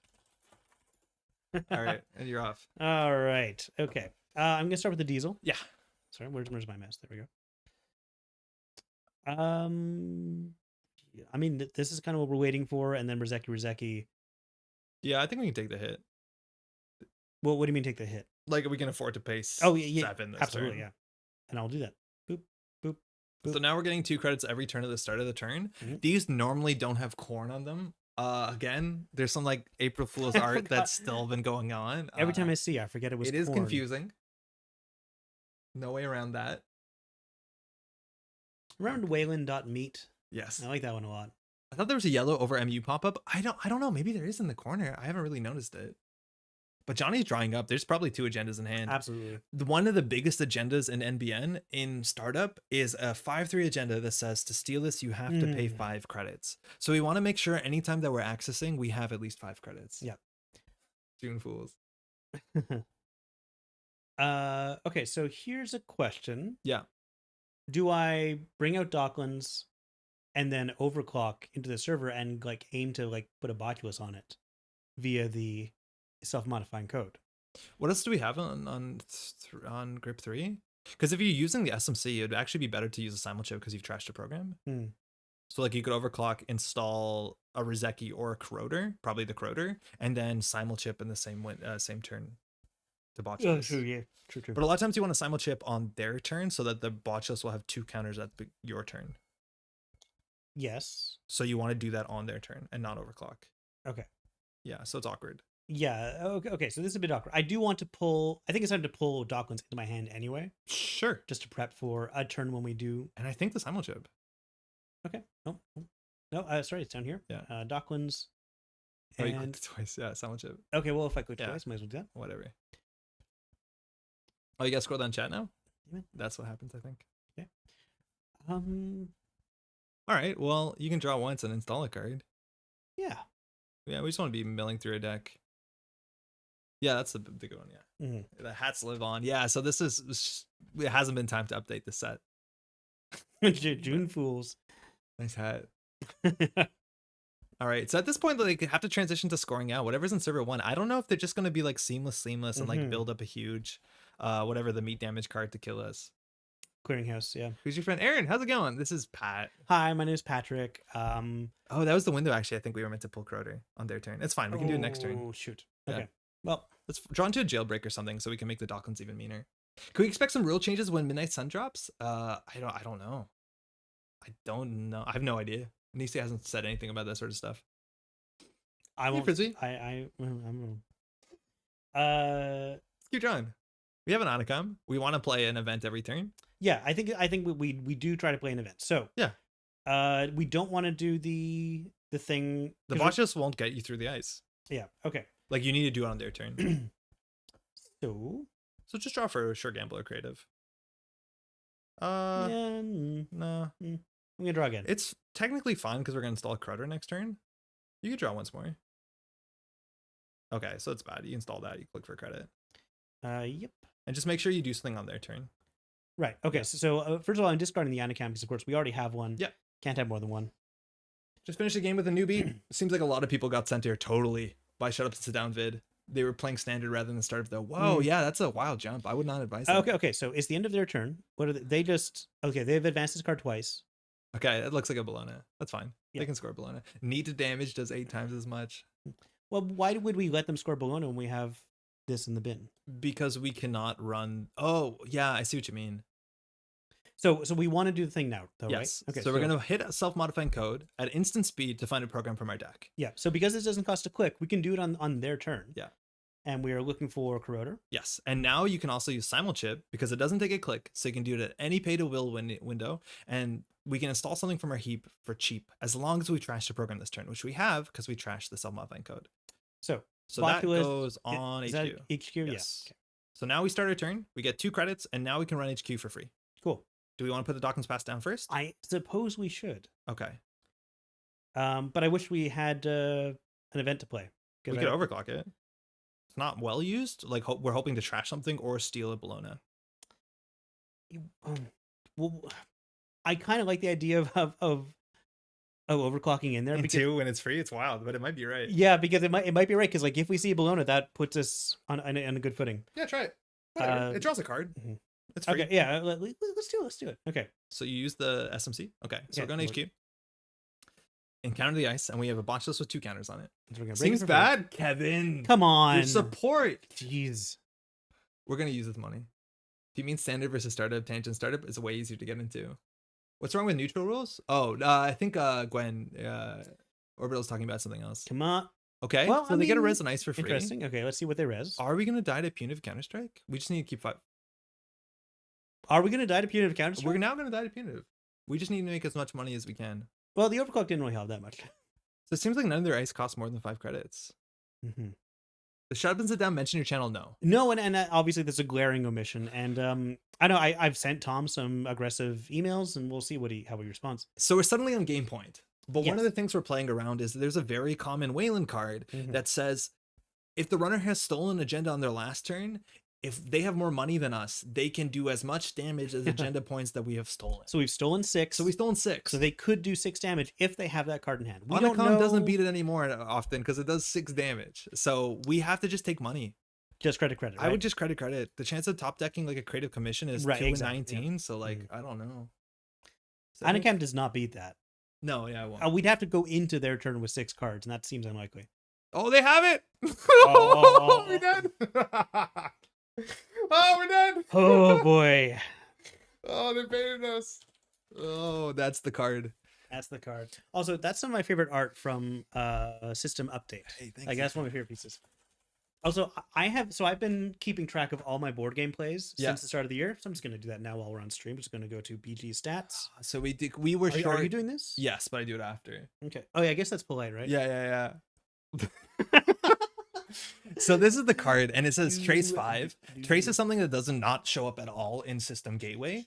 And basically how a trace works is that the number in the brackets, that is the base strength of the trace. So this trace comes in at 5. Now, the corporation can pay a credit to increase the strength, and they can do that as many times as they want until they run out of money or they stop doing it. So I don't know how much they spent. They spent 5 to make it trace 10. Now it goes back to our side of the table, and we have to match that number or exceed it for the trace to fail. It's basically the corporation saying, we know where you are, and you can spend amount of money to evade that. Every runner has a base link value, which is that number in the top left corner next to the 2 squares. That's what all your traces start at. So we start at 0. So to avoid the trace, we'd have to spend 10 credits to get to trace 10, which we couldn't. So that's why we died, because we stole 2 agendas and we got baited. Hey, can I blow your mind? Yeah. How many years has it been since we've seen a new trace card? Oh, 3. Because there definitely there was a trace card in Ashes. I can't remember what it was. Oh, Trebuchet. Trebuchet, yeah. At least Trebuchet. No, there's probably more than There's Trebuchet. probably more, but I think like yeah, Winchester is a trace card too. Yeah, Uprising would have been the last time we saw a trace card, and that's been a very long time. It's been a while. Learn to Plascrete noob. Okay, Nick. Wow. Yeah, Plascrete was like the card back in original Netrunner that you had to put in your deck so you did not die to meat damage, because there's like no way to play around it. Mm-hmm. No, okay. You misunderstood. I don't know how traces work. He's explaining to me, but he's like making it seem like he's explaining to new players. I just really got it. Really bad at math. Let's do it again. Okay. I think we had a chance. I was not expecting punitive in the slightest. I felt like we were good on economy. We spent no money making that run, so like we were in a pretty good spot. Mm-hmm. If we did it sooner, I think we would have been worse, because we had 2 turns of Rozeki to trick in. Maybe it was fine just to like overclock to pull the Corroder and pull the Botchos and break 1 subroutine. Mm-hmm. I don't know if that's actually better, because they make money off of it too. Oh, startup. Yes, so I track all my board game plays, whether digital or in person. Obviously, this year it's mostly been digital. Like I play a lot on Board Game Arena, for example. And I do track my wins and losses. In some games, I track my score at the end just to see like how it's, like, at the end of the year, I can see like, oh, well, I do pretty well at Beyond the Sun sometimes. My average score is like 50 or whatever. Game that H index. I do not track each pack. I just say like Android Netrunner is the game I'm playing, and then that's where I track. Do we keep a DZ on our stuff? I think we can keep an overclock. We can keep Sure. a DZ. DZ's good to start with. And then Prepaid's good to start with. But then we have to click the draw it. Yeah, okay. Okay. Hey, you too. Aaron says I only track my wins versus Andre. Oh boy. I have started tracking games. I wish I did it sooner, just to look at the stats.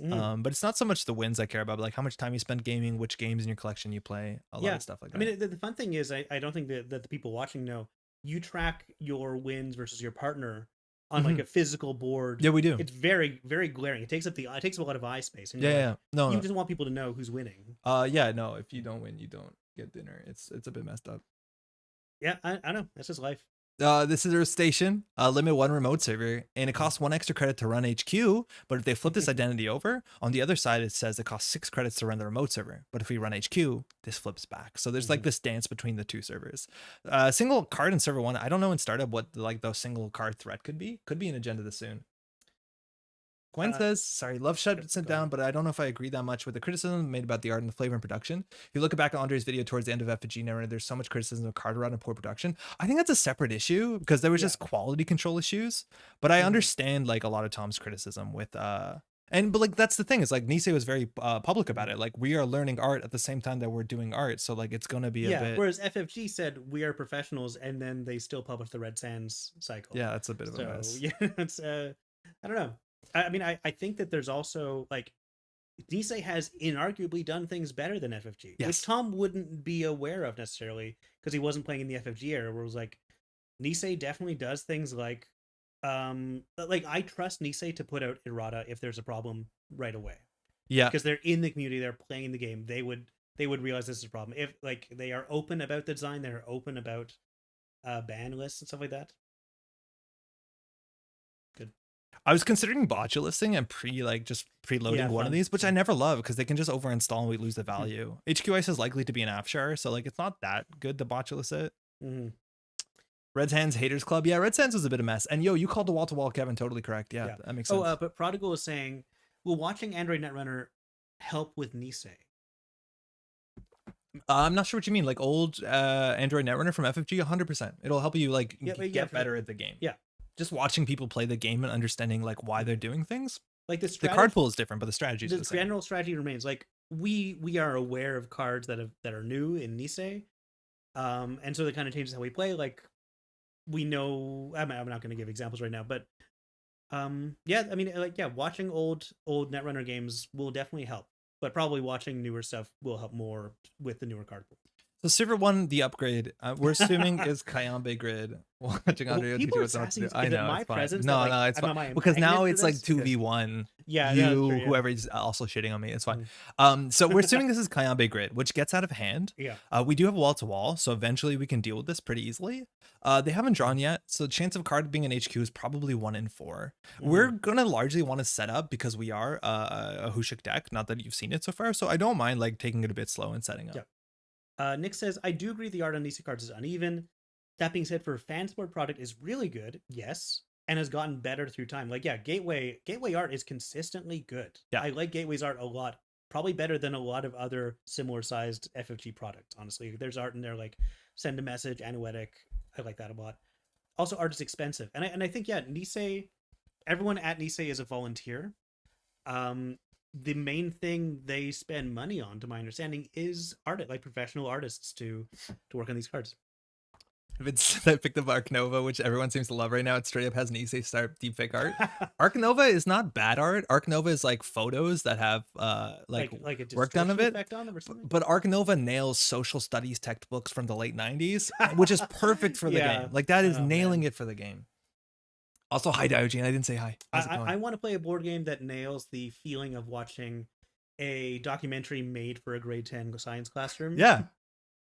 Okay, this is a regolith. We definitely want to bring this down. There's 2 ice on the server. We could have pre-installed a bot, just would be right. A single advancement on the ice means it could be one. An Aket, a Hordum, maybe Pharos, but they can't afford it. Right. What else is advanceable? Colossus. Did we talk about Ice Wall? Ice Wall, technically. Mouseless? No. Is not in. It's Hordum that's in this. Yeah. No, Mouseless is Engram Flesh. I think we can just go. We just go. Just gonna go. I'm gonna hit the go button. Border control, not in the format. Let's go. Okay, yeah, I think Aket could be it. Isn't Kayambe? Oh, because you think they would have rezzed it, huh? That's really, yeah, that's a good point. Splatter says the art could get so much worse. Splatter's that's a food chain magnate, right? Yeah. And like understood. Bus and stuff. Fully break Aket for 2, thank you. They get an advancement. If we don't break it, we're gonna break it. So now we can get through a single subroutine, which for all advanceable ice in the format, I think that's totally fine. Nick, Liga is making art.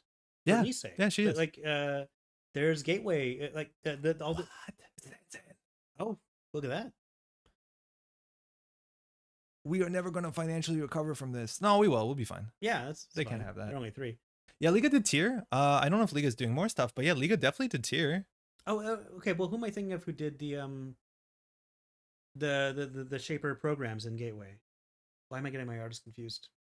But that's Liga too. Yeah, you're right. Liga did like the breaker we have, Unity. Okay. Yeah, in Unity, exactly. Yeah. What? Yeah, conduit in Unity. Oh, there's a really good interview on Nisei's channel where Liga talks about how she made the Unity because it's based off of like a puzzle box, and the 3D render is really quite nice. Okay. I think that's what finally convinced Nick to come back, and maybe what convinced him to stop being a little brat. Yeah. Okay, I'm gonna hit this. Oh, in terms of like Hushik, we're at half power. We want to get 6 installed. We have a DZ here, which actually probably was worth pulling earlier. We've already installed 2 programs. Liga's doing MTG art. Oh, that's super cool. I'd like to see what MTG art they're doing. We want the art and themes to be even better too. Topping yourself is good. I think Midnight Sun will do it. Orbital, is Nisei still working the same way where they generally assign one artist to a singular faction or a singular like set of cards? Or is it closer to FFG where at this point it's just whatever we can spec for you? Cockroach Poker is really good in terms of art that fits the feeling of playing the game. That's true. It does have fun art. I don't think I have played Cockroach. It's been a while, but it's. Yeah, why didn't we play DZM? Yeah, we should have. Like, sure. we should have, if for no reason, then it really annoys people when we say DZMZ. DZMZ. Yeah. I can't wait to go to Worlds and see like the non-Canadians just freaking out. Yo, Aaron. Okay, so they advanced this now, so this is actually quite expensive to get through. We can't even break all the subroutines, but at a start, it's at least 4 credits. So I don't know whether we can consider the botch it. But now they're just plugging away at the wall-to-wall, which is good. I'm assuming this is an Afshar usually. Maybe it's a Winchester, which is the other ice that you really want on HQ.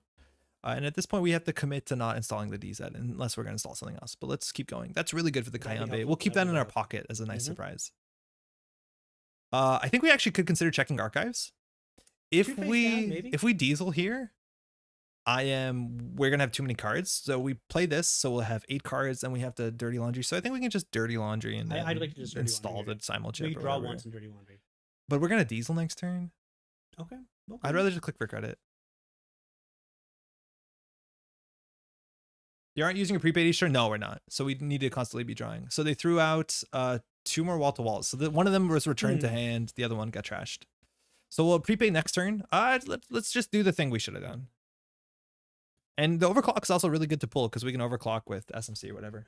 Sort of. Generally, artists do similar cards / factions, but it depends on their style. Okay, cool. Wall to wall is one of those cards where, like, I generally don't like the cards that are just, here's a bunch of interesting options. Like, Deuces Wild doesn't feel like... Well, it's one of the cool cards. Modal cards are so cool. I don't think it's cool. I don't think it it's shows interesting. Player control. Like, the meta for Deuces Wild is studyable over like a year. Like, when it first came out, people were only doing the first thing. And then like people realized, and then people realized like, oh, I'm controlling the message. Obviously, clearing a tag is the best thing. Yep. Now people are using expose and run more than anything. Like the way that people learned how to master the card over years. Oh man, modal cards are my favorite. I'm honestly surprised by that opinion universe. Want to trash the last wall to wall? It's really hard for us to get through the Aket. With Turtle, with Turtle, it's fantastic. Okay, so it looks like they have a lot of 3/2 agendas. So we're looking at probably Aket, not Aket, Afshar, obviously Project Atlas above the law. So we want to make sure we have at least 2 cards in hand. Trash it in HQ. That's probably better. So let's diesel up. We kind of just have to have faith here that we can get through HQ. But like the worst case is we hit an Afshar. It costs us 1 credit to make the run. If this is like a Colossus, they can't res anything above 5. So there's nothing. Oh no, it could be a Ballista. We could lose the Crowder, but we have a simul chip. Who cares? Oh yeah, Magali Villeneuve is an incredible artist. She is just such excellent painterly, well, not even painter, like semi-photorealistic art for Lord of the Rings. Oh, some of my favorite Lord of the Rings art. And she was really trying to get into Magic the Gathering. I think she is. She has a secret there. Yeah, and what's it called? And D&D. She also does D&D sometimes now. Oh, that's super cool. Yeah, that's big it's stuff. too late to pull the DECKLISTS pass. I'm just gonna go in here. Code gates will end us. Sentries, there's not that many that I'm worried about. It's just a white space. Okay, fantastic. Good thing that we actually played the hedge fund. Or the sure gamble, excuse me. Because this costs 3 credits and then ends the run if you have fewer than 6. So this will be fine. Eventually we break this for 2 credits, which is, quite nice. Single card, hostile. Okay, they could have scored that from hand. We'll take that. Yep. Getting the small agenda is actually really impactful because that means they can't threaten an archer, which is an agenda that requires a you have to forfeit an agenda you have scored in order to play archer or res archer. Now with the simul chip on the table, we can like reposition this botulus aggressively on the end of their turn, so we could actually run HQ for free if we wanted to. Oh yeah, you break it for 1 credit. Yeah, you're totally true. So artists who influence a game's overall style. In the original run of Ashes, Rise of the Phoenixborn, they had one artist, Fernanda, doing all the art. And at a certain point, they announced like, "Hey, we're going to be changing artists," and this new artist, like, he's going to try and do her style pretty much, but it'll be a little bit different. Don't worry, he's a good artist. And of course, the fan reaction was so negative. Like, I don't like change. I can see the ways he's bad or worse than her, and it sucks. And of course, people started making those complaints before the switchover happened. So that they saw a set that was new, and they thought that this was new art, but it was Fernanda's art. And they built it up in their head as, oh, this must be the new art, and so they're looking for flaws. Like, yeah, that's really funny. That's a good way to show the hypocrisy. Absolutely, it's like this is a fetus of a dolphin kind of moment. Exactly, yeah. Spin Doctor. Okay. I don't know who the art. Off-field office, yeah, that's good. Oh well, yeah, take that. And an Atlas. Okay, well, yeah, if they're not scoring agendas, they gotta be somewhere. Yeah. Okay, well, we haven't installed the DZ yet. We're not gonna start. So the DECKLISTS means we access an additional card. Jailbreak means we draw a card and access an additional card. So we saw 3 there, and we're now suddenly on game point. We also have a Hushik set up for 4. We can get a Hushik on 5, which should largely seal the game. 5 is pretty good. So at this point, are we worried about dying to punitive again? No, they can't have 2 punitives in there. How do you get emojis in there? What? I'm installing the Rizeki without installing the DZ. People are not going to like me. I'll do it. Okay, I'll do it the other way next turn. Ishii should have commissioned Fashio. All right. Spot the Prey had an extra effect rider and was a run event. It could have been competitive against Deuces. Yeah, Spot the Prey is confusing. I think Nisei should do the occasional Roy Lichtenstein-esque, like, oh, this looks like a comic book panel. That would be kind of fun to look at. That's one of my favorite things though in like card games is when alt arts are like a way for you to express yourself of which version of cards. Yeah. Obviously Nisei doesn't have the bandwidth to do that as much as some other things. But oh man, so great. Okay, Anna comes a bit late. I think we're definitely gonna install these 2 cards. We want to play an event if we can. Oh, that's perfect. So again, we're only gonna install one of these, lol. You can, if you can type an emoji, you can put it in chat, but there's a way on Windows, there's a shortcut. It's like Control Enter or something. I just don't want to do it on stream and then accidentally shut down the internet. All right, Spin Doctor in the remote server. On top of an upgrade again, could easily be Kayambe, which is a defensive upgrade that cares about advancements. They're on 19 credits, but you know, a single ice we can get through. And then we're at Hushik already powered to 5. What's our last card? Overclock. Spot the Prey seems really half-baked. I wonder what Sanjay. I felt the sarcasm. Speak the truth. That was almost as sarcastic as that amazing hard drive article the other day about Elon. Let it all out, Sanjay. You'll feel better. I know I have. I call him Elon because we're best friends, even though I'm not really his friend. Alt numpad is the classic Windows version. I have some of those memorized for like French symbols. How much longer am I to tune the hats for this? We've got to get rid of the hats, I don't know. people. It was something I mentioned to Pat. I'm like, all the new players are going to show up to Jinteki, and this is going to be a weird explanation. Excuse me. Bless you. Spin Doctor? You can't lead with an in joke. No, you can't. It does not feel good. Okay, so at this point, Hushik would be sick. We're seeing 6 cards. They have a lot of work to do, so I'm not that scared of the remote server. We need breakers. Like, that's an issue. We need breakers. We don't have self-modifying code. Do we have access to self-modifying code? Yeah, we technically do if we trash like a botulus. So I think with 12 credits, we could just jailbreak R&D. I like that, yeah. I haven't seen new Sentinels multiverse art. Like, I didn't love the original Sentinel multiverse art. I appreciate that it was going for like a custom, you know, like an indie comic production, or like a webcomic superhero comic look. Yeah, I'll check it out. I totally forgot Claude is in this format. Yep. Let's just overclock R&D to figure out what it is. No, yeah. I like this scenario that new players tuning into JNet a month from now submitting bug reports that they forgot to remove the 1 hat from Bass. That's the only hat they forgot. I don't know why. All right, we're in. Oh my god, that would be amazing. Next, okay. Hey, Sauce, it is in person online already, totally. Okay, next April Fools, JNet devs, if you're watching, only remove the hat from Bass. And that's it. And make no announcements. This unfortunately uses our install from the DZMZ, so we lose a credit here. But I'm gonna get the corroder down. We have the corroder. I'm gonna get the Unity down. Cool. And we get install it for free. Breach server. It's an archer. Okay, wow. Well, good thing so now we have to start running with once they have an agenda. Oh, it has a hat. Fantastic. We have to start running with a revolver, which is still in the deck. Okay. That might just be an archer that I can't res, because at this point they could res a trebuchet, they could res a bulwark, they could trash our programs if they really wanted to. Maybe with the simul ship it didn't seem great. We definitely want to get this down. And at this point we're just trying to draw into Rizeki. I'm not Rizeki, wow. Hushik. They did new art for the new edition. It spans a bunch of comic art styles. Oh, that's cool. I know they put out a big box for that game. I played a bit of that game. I didn't care for it that much. Please don't score out. Oh, wow. San with 4 2s. Fantastic. Sandbox. Purged their virus. Luckily, we trashed them. Okay, that's fine. That's fine. Who ordered them to keep that hat? Damn it. I think the Bass April Fool's idea came from Phil and some other people goofing around in chat for Metrowall Grid. I did not know that. I didn't know that. I'm glad I'm only here once a month because I don't want any responsibility for the hats. So now we have to watch out for Archer. Yeah. Boy, I love when a corp sacrifice anything above. And now they can start scoring out from the remote server. They didn't flip though. This has to be like, it can't be okay. If it could be a Colossus. It can't be an Archer because they advanced it like a normal person. That's a terrible sentence, like a normal person. Yikes. Well, let's just go server 1. I didn't do the math actually. Oh wait, that's hold on. Yeah, sorry. Also, could we do? Are you against using like the fire to trash? No, I'm not. That might be fine. Suffer 5 brain damage. Sorry, suffer 1 brain damage. None of our cards in our hand are that important. Wesley is asking, wait, why the hats? I mean, oh, they did flip. That's why it cost us 300 credits. Oh, good point. We don't fully know.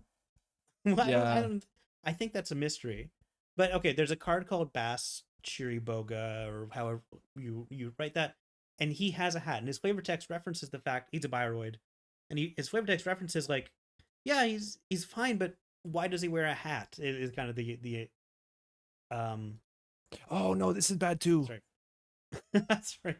Anyway, so I was kind of kooky, and now basically every character who could wear a hat and many who shouldn't are now wearing hats across Jaina as part of an April Fool's joke that has gone on for 2 months. I'm just gonna run HQ here. I want it to dirty laundry, but this is likely to be a Crisium grid, which will make the run be considered unsuccessful. So we won't actually gain the 5 credits from dirty laundry, which would be a nightmare. Here they could res an archer, and I feel like if they sacrifice 2 points to res an archer, like we are gonna win. Like that's really good for us. So I just want to get in here to force the Crisium res, and then we still see 2 cards because this doesn't care if the run's successful. We're breaking all this for only 3 credits, which is affordable. Hatline's a reference to some sort too. I don't know if it's a reference to that hat. I believe is part of. I looked it up, but it's like specifically either it's from the South American culture, if I'm not mistaken. Oh yeah, is it? It's not trilby. No, it's the feather that's specifically like. So we're only gonna break the one that matters. Archer's kind of okay with hearts. Yeah, it's not that bad. Like if they res an archer, like we'll just have to heart them back. It'll be clumsy, but it won't be game losing. You're totally right. Card from hand, wall to wall. We probably don't want them to have free card draw. Sure. The question is whether we're trashing the Crisium. I think that answers that. And no. So I think we just dirty laundry archives. They have 9 credits, so they spent a fair bit. Like they did spend 6 on that. And none of the 3/2s like give them burst economy, like really push them forward. We want to bring this down for sure. Crisium is almost never as much as the server 1 fee, so we need to run twice for it to be worth. Yeah, the math on this is like really strange. Like you have to run this twice and then it costs, a fair bit. Oh, sick. You don't see that a lot. Now we have a bad publicity, which gives us a free credit for every run. So now running HQ actually only costs us 2 credits, which is pretty massive. I like that. If successful, though, still is an issue. So the last card in their hand is a Crisium, so we don't really have to run HQ here. Now they're more likely to res an archer, so I think we just want to draw through our deck a wee bit. Yeah, just get... That could get it, but we'd have to trash an installed card. Yeah. I don't think we want to do that. We'll draw again. Maybe we'll get... That'll solve it. Yeah, where are we putting that? R&D? R&D. And running? And then we'll Hushik eventually. Okay. Because they have a Crisium, so it's not like they have an ice that they can immediately replace it with. And then once we draw into a Hushik, or like we can just jailbreak next turn with 2 counters, we get through the parts of Archer that matters. Hat style takeover. I know. Pretty good.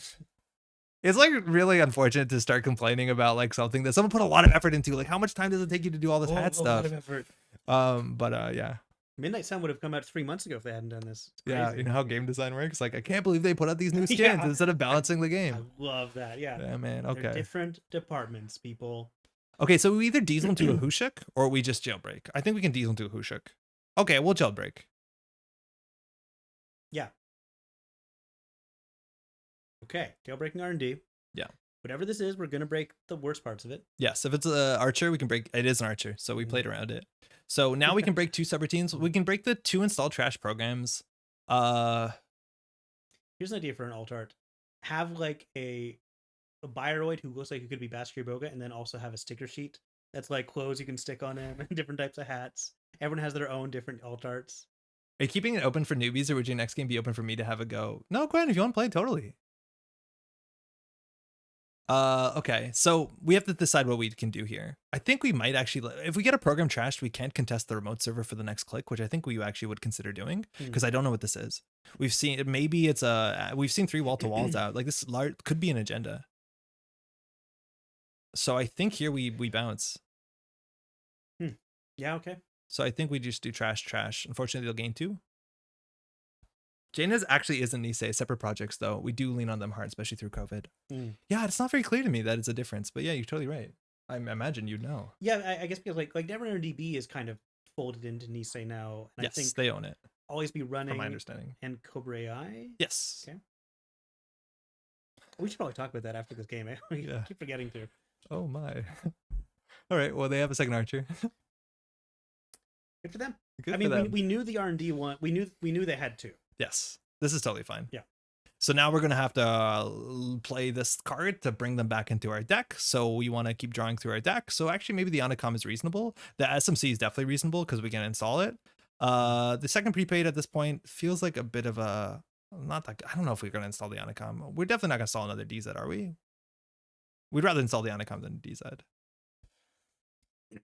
ABR. Dan, how's it going? Isn't Nisei only Cobra? Oh, always be running is a Nisei, excuse me. Okay. So Netrunner DB is and Cobra is. Yeah. not ABR. Cool. Netrunner paper dolls. That's what I was thinking. I'd rather eat a trash here. I wanted to contest the remote server because I was pretty convinced that this is an agenda, and I thought we could do it. Your opponent's talking to you, by the way. Oh, excuse me. So they scored back in, so they're back in the game. But we have suddenly 17 credits. I don't think Disney buys fan projects so much as Disney scorched earths them, booms them. So this, I never remember. This doesn't trash itself, so it doesn't trigger Onacom. That's right. It really frustrating. Yeah. So we'll shuffle in back 5 Luckily, cards. we don't have Onacom out, so. Yeah. I was considering putting it first click. So the Unity goes back. Yeah. The Crota definitely goes back. Botchus will go back. We can put a, what's it called? A simulchip? Yeah, like we have 2 in there. We have to pick 5 different cards. I like the jailbreak. Yeah, I like jailbreak. That's or the diesel. Because we need to draw. I mean, there's 12 cards. Well, there's going to be 17, but I don't know. Yeah, we need to draw. And I feel like our money is good. We're going to be putting down Onacam, right? We must. Maybe. Yeah, probably. Draw. So that we can do... Oh, perfect. We're rebuilding our city. Yeah. Back to 17. Need a lot more simulchips for Revolver. I think we cut one. And you're probably right. With Revolver Reliance, we do need more. I'm worried about them drawing because if they draw too much, they got subliminal back. They can just score out from here. We still haven't seen any 3-2s though. Oh, besides the Atlas. So it might not happen. Like this is something we probably just want to run. But again, we haven't seen a single Hushuk. We're still at Hushuk. Well, at 5. Maybe we shouldn't have added all these cards to our stack. Come on. We need them. Okay, let's draw. This gets us nothing. Oh, gets us an SMC. Wait, do we? Where's our Hushuk? How many Hushuks are in the list? Did we remove the Hushuks for the No, deep dives? we put 3. Okay, let's see. You can always go check your list over here. Hushuk 2. Okay. So 1 and 7 on the draw. Do we just Dirty Laundry Archives for 4 cards and a draw? Seems fine. That seems pretty good. Like that's a draw. We could also just run HQ. Oh no, because we don't get the Dirty Laundry credits. Okay. Okay. That's how you play good. That's good. Good play. So if they score out, but unless they purge, if they score out, we can get through this. So we want to install another 2. Oh no. Oh no. Okay.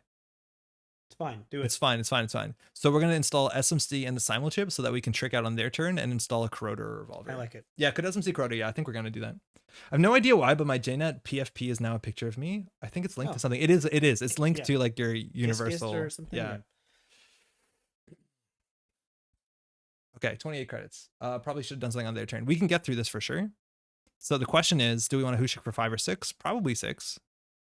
So we could just SMC for Rozeki or Corroder. It's too bad we don't have Super Corridor right now because we'd finally be making money. Oh my god, 28 to 28. Yeah. The stars have aligned. The syzygy has formed. Okay, I'm going to go ahead and just... Syzygy is a good word. Huh? It's so good. What a good word. We'll just do this. And then we'll just do this. Sure. We'll pay. Yeah, why not? Continue to. So this says a lot of text on this one, quite a reader. But the idea is based on how many cards you've installed at the same install cost, you can see that many cards, access one of them, and shuffle. So we're hoping to look at 6 cards, and there should be an agenda there.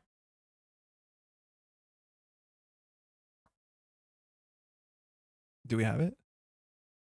Have we got our... Why wouldn't we have it? Sure, we have it. We're seeing 6 cards, right? Technically 7, but it's limited. Yeah, okay. Oh yeah, that's it. Atlas, there's 6 okay, agenda we're points. good, Okay, we're good. We got it. Yeah, that's it. All right, build toward the Amacom. GG. Yeah, if they drew them, they would be jamming them out. So it's no surprise there's a lot in there. Thanks for the game.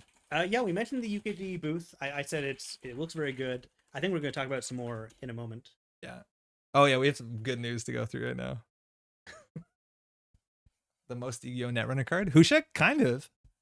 Because it has a lot of text. I guess yeah. I still never played Yu-Gi-Oh! Like I downloaded the free one on Steam, but I still have never actually played Yu-Gi-Oh! I feel like that's a big gap in my card game knowledge. I played it a lot when I was in 6th grade. Well, you were a very cool 6th grader, I remember. Dude, our whole class played it, like a whole grade. Our teacher played it. He like peddled it, not peddled it, but like he was like Yu-Gi-Oh! Is cool, like and he had a deck. So he's like, if you guys want to stay in and play Yu-Gi-Oh! Like, and so instead of going outside for recess, we stayed in the whole grade, all the boys. It was like very gendered. Played Yu-Gi-Oh! Wow, that's crazy. It's easy to grok. Yeah, it's pretty straightforward. It was a couple turns of no jam. Want to poke for sure. Okay. I never got into any of the like really weird stuff. Like after that, they did the XYZ stuff and like the 3 fusions. Like all that's nonsense to me. Let's make an Nasir deck. No. Nice try. Keeping me poor is a really good play. Yeah, we need to keep you down. Gotta keep the corp in check. Okay. Hey, thanks for the game. I always didn't like the Yu-Gi-Oh players at my school because they didn't play the superior card game. Yeah, there's no Magic at my school. I never knew anyone who played Magic growing up. There have been a few times when we've done Netrunner games at tournaments, and there's been like Yu-Gi-Oh players also occupying the same like store or whatever, and the vibe is so different. Like I don't ever always want to like say like, oh, Netrunner players are superior human beings, but it's hard not to, right? But no, it's like it's like I don't know, like sunglasses on. I don't know. I shouldn't get into this, but it was just weird. You felt like they behaved so differently than. It's usually a younger crowd too. Sure. Every time Erin writes some shit, she gets me laughing. Okay, we have some news. This has been a couple years coming, and I knew it would happen. Pat doesn't know what's going to happen though, but he knows what's going in. But this has happened. This is big news. Someone on our team. Do we know who? Has been NISEI'd. Oh my god. It's come out of nowhere. But our beautiful boy has decided to join these. I sprung this way too fast on you. Yeah, a little bit. But this happened as of like what, this week or last week? A week and a half ago, yeah. Okay, this is the beginning of our new segment. I thought that was really fun. How's that been? How's it? You've been working for a week. What do you do as an assistant editor? What's it like? You're the first NISEI'd person we've had on stream, which is really wild and probably really messed up. Yeah, no, at this point it's kind of weird. That's on you. Yeah. Yeah, no, it's been super fun. Obviously, NISEI'd has joined me in my quest to improve and sustain Netrunner. So I joined as an editor. What I've been doing so far, like I'm joining at the tail end of Midnight Sun, right? Like they're finalizing that. It's going to be out by end of July. That's the plan. Yeah. So I've been like working on small suggestions or like little quick edits on flavor text on cards. Like that's some of the last things to be done. Cool. Now I'm actually working on translations. Like all the translators are working right now. This weekend I'm going to be working like translation notes. But in the meantime, if people have a specific question about like text that makes sense in English but doesn't necessarily translate mechanically or like lore wise. Oh, I'm talking about lore wise. Okay. Like the flavor text and name of a card is right now. Like earlier today, there's a card that like, without going into details, obviously I can't go into details. Yeah, don't. I mean, I will. No, I won't. I won't. Like there's flavor text that like combined two different ideas in a way that made sense. Wouldn't make sense immediately if you're a native English speaker, but the person reading this was like, I don't understand. Like, why would this person reference this if they're in the middle of talking about this? And I say, okay, well, that's because, this is the mindset of the character speaking in this dialogue, and just help them along, like help them find what the answer is in their native language. Cool. So that's what I'm doing right now. Flavor text and now translating, and hopefully I'll be touching on like lore stuff. I think that's probably my biggest strength is like. Is it like somebody tells you what the universe has, or are you like building your own thing? I think that's more for like the narrative director. That's what I'd imagine. Yeah, exactly. Okay. I mean, like I probably have some input there if I have suggestions, but like I leave them to do the big stuff, and then I might say like maybe we could twist this a little bit. Maybe this is advantageous. Cool. But in the meantime, like when we're publishing short stories, I imagine I'll be going through those and making my suggestions. Yeah, they usually show up around like release time. There's like short stories. I don't know if that's happening again. So from obviously somebody who we've talked a lot about NISEI'd for the last couple of years, now that you're like on across the barrier, what's like been the biggest surprise? Well, did you have the button ready where you can just bleep whenever I say? No. Okay, well, I'll bleep always like beep. I've been surprised by what's going on behind the scenes. Yeah. Like I'm not someone who likes to spoil myself. I'm not even looking at all the cards I can. Because you have access to that. I have access to. Yeah, I would. You can't. That's a box I would open immediately. Yeah, for better or worse. It's been very hard. It's been very hard. But even stuff that's happening that's not directly card mechanic related, I'm excited by. Like there are things going on behind the scenes in NISEI'd that are genuinely interesting, and I'm enthusiastic about, and I can't wait to see them come to fruition in their own way. And like I said, it's not even card related. It's just fun, interesting stuff that I hope just improves everyone's lives. Yeah. Every Netrunner player is going to get a kick out of this stuff. That's super cool. And just so people understand, this is a position that they were like canvassing for. Like it's something you applied for. Yeah, that's right. They put the ad out in like December. They're looking for editors, and I applied, and I just got in, like I said, a week and a half ago. Cool.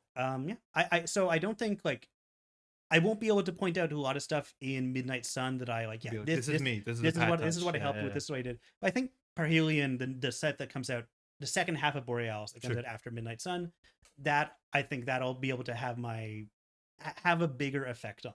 Okay. Hopefully. So I'm hopeful that like I can do my part. I feel like they already have a strong team, obviously. Yeah. But I still get the impression that I might fit a certain niche. Okay. To get that Patrick stink on it. The Patrick stink. Like everyone in Nisei is very hopeful. They're very bright and optimistic people. Despair. And I bring a certain je sais exactement quoi, and it is despair and grim and darkness and just like a general kind of depressive ooze everywhere. So again, because it might not be clear, Nisei obviously is like it's all volunteers. It is not, you're not getting compensated for this. No, I'm not. Oh boy. How much how much time do you have to, are they expecting from you, and do you think you're going to put in that much time, more time? Like what's that been looking like so far? Obviously it's like hot right now. That's the thing. It's hot right now. Everyone's super busy. It's hard not to like just be taken up in the tsunami of excitement that everyone has for Midnight Sun. Everyone is like full steam ahead on this stuff. So it's hard not to like, and I like it. Like I'm energized by it. So I'm like, if I'm at work in the middle of a boarding meeting, I'm like checking my phone, see Discord, like, oh, someone needs a question about this card translation. I'm like, I'm just gonna quickly answer this. Yeah, that's so cool. So I don't know. I told them in the application, like, yeah, I'll do maybe 5 hours a week on average. Cool. Certainly over the last week and a half, I think maybe a little bit more than that, but not quite. And is that what they asked of you, or they say whatever you can? They've not specified an amount. Oh, neat. Okay. Mm-hmm. Yeah. Super cool. Yeah, and again, like Nisei, there's a lot of positions. I know they're hiring right now, or they're not hiring is probably not the right word, but like looking for people to help with specific skill sets. I think they're looking for like a web content editor. Yeah. So that'd be fun. Like that's the person who like organizes what blog posts are going out, what kind of content they publish on the site that hopefully drives more traffic to it and therefore people. But again, volunteer association, there's a lot that has to get done. Like that's I think the most exciting thing. As soon as you step behind the curtains, I reckon you see the machine that is hidden from the majority of everyone else. So like knowing how much effort goes into stuff is super important. So a huge shout out for getting involved. I think that's so cool. Yeah, I want to say like before I joined Nisei as a B-list Netrunner celebrity, of course, I have like been openly optimistic and critical of Nisei at times. And I'm not. I don't know if I'm really going to change my tone too much, but I don't ask you to, do you? No, like, no. Yeah, sure. They say buying of everyone, lol. So like I don't know. Like I said, like there are things I'm critical of that they're working on, and I'm just excited for Nisei. I'm happy to be here and hope I can help out in a meaningful and useful way. Like I mean, there's always the danger that my presence brings things down, like 10 to 50% in quality. But I think that's the price you pay to get like a big name in the Nisei group. Like that. I brought up the thing before about how like there's so much going on behind the scenes, but like if you want to be involved in Nisei, reach out. I have no doubt there's a lot of things that you could get involved with into, even on like a very minor level, if you would like to do that. So do reach out for sure. Yeah, can we go back into the chat? Some people might have had for sure. Just check it. Sorry, we have been a bit off chat. You got a lot of nice. Are we getting scoops? Shut the scoops. No. Kevin says, fun, right? We're so glad you're helping out. Really kind. I blocked every spoiler related link on the Nisei Discord. Love me the scoop season. We have a slight scoop to do today, but not a Pat scoop, a general scoop. Nick is asking about bribes. Got to ignore that. I'll text you later, buddy. Yeah, Burden. We'll talk about that in a second. Yeah. Where can we get a lore dump? I think Dan was talking about it, or no, Erin, she mentioned it, but I don't know. I think you can sort by tags on NISEI'd.net to search for all the lore articles that they put out, but I might be wrong. Yeah, I don't know if there's a specific place you go to see all the story stuff, but hopefully that will be when they've talked about like changing a lot of things about the site. So what a beautiful boy. That's me. I am everyone's beautiful boy. Yeah. Oh, I love that photo you sent me. I didn't know what to find. It's not a dog. It's a goat. No, it's a dog. Oh, okay, fine. I don't necessarily want to see that again. But no, it's like it's the dog. My parents were dog sitting named Booba, who passed away, unfortunately. Shit. Booba was the drooliest dog I've ever known in my entire life. And like you had to always carry spare paper towels with you wherever you go. Oh, no. Like that's how gross Booba was. But Booba was a very like friendly and obedient dog as well. So glad I got that photo with him. Dan is saying also Metropole viewers, Nisei's marketing team is recruiting 2 article coming soon. Really cool. This actually leads us very organically to our next Diceborn Heroes. I know you. Are you at Shucks this year? I also will be at Shucks this year. I don't think I'll be at the Nisei booth. Like I want to go to Shucks as a participant, as a visitor, because I've had so much fun there in the past. But I'll probably stop. I'll be at the Nisei booth a little bit for sure. I mean, obviously, again, they want to see a celebrity there. What I'm hoping for at Shucks. Can I talk about what I'm hoping for at Shucks? Okay. Someone sees Rodney Smith talking with Tom Brewster across the room, and I may be like 10 feet away. And this person starts, they like big smile, they start excitedly moving in that direction. And then who's this person? just a random. Someone. Okay. Yeah, just a someone. Yeah. Could be you. I don't know. Okay. And Tom and Rodney Smith, they're like, ugh, another fan. I hate this. Why am I out in public right now? Going. Yeah, exactly. And then this person like skips them and says, "Oh my god!" But they walk like with a hug. Exactly. Yeah. Yeah. And obviously I don't like hugs, but no, but they're like, "Oh my god, are you?" And I'm like, I am. I'm Patrick Sklar, Patrick Joseph Sklar. Dox me. I'm open to it. Yeah, that's what I want from Chucks. And obviously, like I sign their forehead or something vulnerable and open. Like you're gonna have to mind where you stand for a lot of that event. Absolutely. Yeah. People are gonna be tackling me. Yeah. Hey, Floopy, how's it going? We've had some good news. Again, Pat has just become a NISEI'd person, which is really exciting. Yeah. It does organically, again, lead to our next news article. And what's this? We've had a good time here. Oh, no. It didn't really work out, did it? No, it's joking. What's it? What did you do? It's the booing when you got a bad publicity from Octagon. Okay, yeah, I like that. Yeah, that was meant to run perfectly smooth and it didn't. But I felt bad about that one, so I did this one as well. Thank you, Sad. It's like that. You got to do it exactly like I said. Really? Okay. Does this have a follow-up? No, that's it. Okay. Sorry, I don't know. I think it's frozen. Why did the graphics up? Whatever. They're huge AVI files. It was yeah. If only I'd waited on Nisei a little bit more, they could have paid for our graphics upgrade. No. Oh boy. I swear to God, I'm running it again. There you go.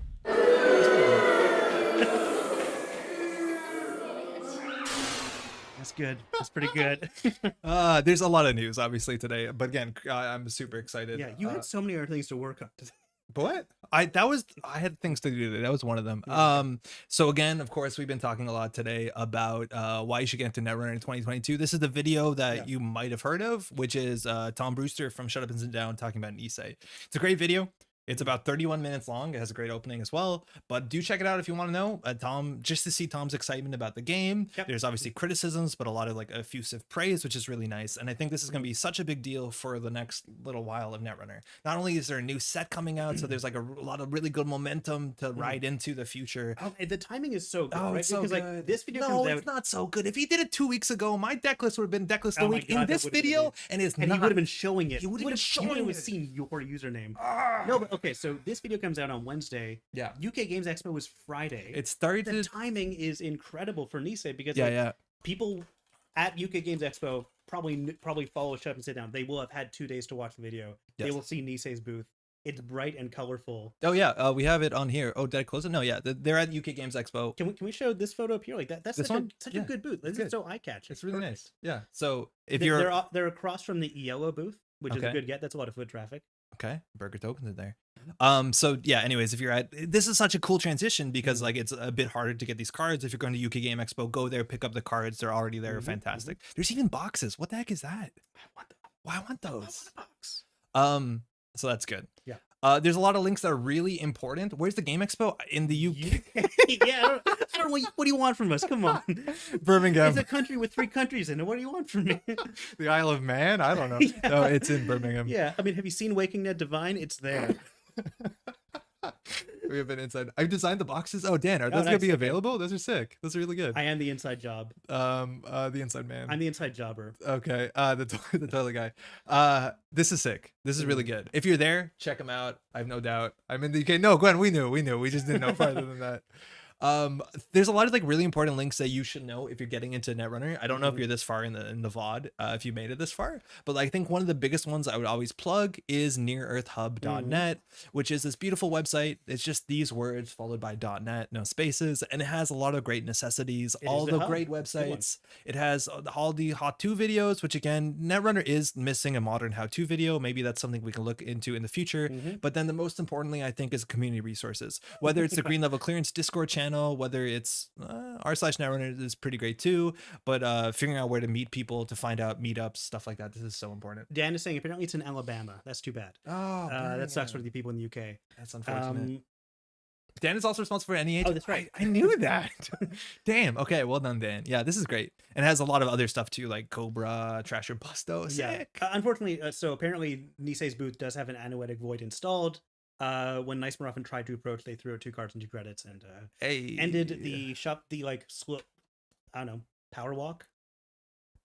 We also have our first spoilers. Do you want to see some spoilers? Like, we see our first card. This is actually a spoiler. This is actually like real. This is the first card from Midnight Sun that's not in the booster pack. Yeah. Okay. Hold on. I need to hit a button. Okay. So this is an image that Nisei posted. It's on their Twitter, and this is the first card from the rest of Midnight Sun. Seems to be a criminal run event. I don't know. And there's a lot of text that is obfuscated by these stickers. Not odd to say. The fact that these stickers exist. Do you have a book I could read while you're doing this? No, it's fine. Okay. These are great stickers. Now, we know a couple things. Letters in the name. We don't know the cost. We know, I'm assuming that's Bruno Belixa, who's done a lot of art before. We don't have the name exactly. Oh, name could be Manhunt. That actually sounds really good. Now, I did do y'all a favor because I ran this through because I don't know if you know about Photoshop. That's Photoshop true, right now has a content-aware fill tool. Yeah. We have the technology where you can just highlight a region and then using its science, it will be able to fill in the missing spot, which I did here. I did, hold on, I have to zoom out or something. Oh no, now the suspense is building. Okay, hold on, I have to zoom out. I did here. It didn't turn out. Why don't you explain? Why don't you explain what we're seeing now? Because like we should be seeing more text, and in a sense, we are seeing. No. Okay, so this didn't work out. But if you do want to get a bit spoiled, we have a message from Skipon who posted on the Green Level Clearance Discord. I'm pretty sure Ixaron is linking to it right now, which has Skipon seems to have like mapped out real letters on text on top of it. Oh yeah, Manhunt's already a card. You're right. That's probably not it. Corn Hunt. If I knew, Conch. I probably wouldn't be allowed to say. But if you want to avoid it's not, okay, well, I can say it's not conch. Oh, come on, man, dude. Oh man, Wordle is so hard. It's 5 letters. Oh, manhole. I like manhole a lot. Manhole seems good because it kind of looks circular. That would be really cool. Cornhole. Yeah. If you want to not see the decode, kind of like maybe pop out for a second, but otherwise this is what it looks like to say. This is skip on, sorry about the quality, but this is what we have. It looks like through the stickers you can read, and it's missing sections. Run any server. If successful, instead of breaching something card in the root of another server. So if I'm not mistaken, this looks like instead of accessing a card in that server, you get to access a card in the root of another server. However, missing text here, you cannot steal and trash agendas during this access, which means that as a run event, you can run one server but access any other server, but have that you can't steal agendas. You can still access cards. You could still probably, you can't trash, so you can't trash cards. So what is the point? Is this kind of like Feint, where like it can make a pseudo HQ run? So anything that cares about HQ runs, so like a lucky charm, the attacked server. Yeah, that makes sense. Breaching the attacked server, that works. But I wish I could see what you're looking at. Like when you join Nisei, they do a kind of surgery on you. I don't know if you've seen Severance. A bit of it, not yet. 3 episodes. Yeah. Okay. Well, I've been severanced basically. It's really sad. No. Looking forward to my waffle party though. So I don't know. You cannot steal trash. Like, I'm not actually sure if this is what the text says, how you use this card. Because like pseudo pull-up kind of makes sense, but if you can't trash, it doesn't make sense. So maybe the not trash part is not part of this clause. If that's the case, I would believe it. Because the idea is that you could run like archives, access the Anoetic Void in the remote server and trash it. That would be obviously very powerful. We're losing political operative. We did get Light the Fire, but this gives you some ways to deal with that. This card could be pretty expensive too. Maybe 2 or 3 credits. I don't know. It says you can't steal or trash agendas, not that you can't trash anything. Oh, you're right. Yeah. Oh, stoppable. That's huge. You're right. You cannot steal or trash agendas, not trash cards. So that would make sense. So that you can't imp agendas, which would be a very powerful use of this, but you could still trash like assets or upgrades. Yeah, that would make so much sense. Yeah, thank you, chat. Patrick looks like he's sitting on Andre's lap like a ventriloquist. That's not even the first time someone's made that goddamn joke. Like, we get that hold on, so often. Hold on. I realize you can't see our cameras. Can you actually? No, you can't. There, that's better. I mean, I can look up there. Better. No, that's better. There. Yeah, there's a letter you kind of can see between NV and you're sitting on my lap. You're in front. Why would I be your ventriloquist dummy? We're gonna see more stuff, and this brings up the important idea that like spoiler season is just about upon us. Like we're gonna see it sooner than later. Like if the set is gonna come out, Pat don't say anything until the end of July. Stay tuned. I guess again, stay tuned. I don't know, but I'm excited because like. Nisei's been really good classically for the last set that came out. Like they would contact people that they want to that are doing like, you know, stuff to talk about, and they would give them stuff early usually, so that like we're at the window where maybe stuff is going to start moving. That's all. I haven't heard anything. I don't know if Nisei will contact me, but just saying. Yeah. Oh, can I be honest about something? Yeah. I mentioned I haven't even looked at all of Midnight Sun. Like what I'm looking at the flavor text portions. I'm looking at some of the art to get an idea about how to portray this card thematically. So I'm not actually sure what this card does. I'm kind of just making it like I know I looked at this card, but I cannot remember exactly what it says. So my money's on Manhole. I'm just gonna say that. Okay. It's on Manhole. Sick. I'm excited. There's another like really cryptic teaser that I think Anzuke tweeted, if I'm not mistaken. And I can't make Raven or writing desk of this one.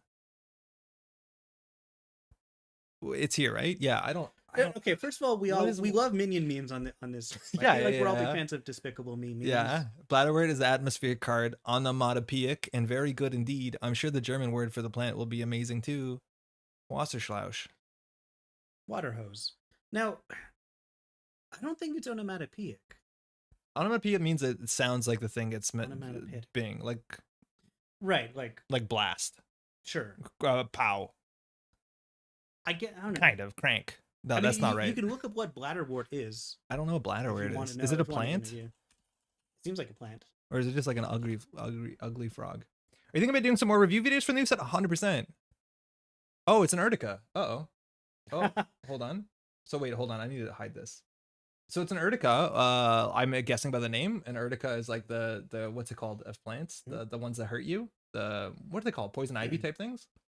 We've seen Urtica Cypher. Nettles? Yeah, nettles. Nettle, exactly. An aquatic plant of North Template regions with small air-filled bladders, which keep the plant afloat and trap tiny animals. So this seems, I would guess, a Jinteki trap, considering Jinteki cards generally are weaponized organics.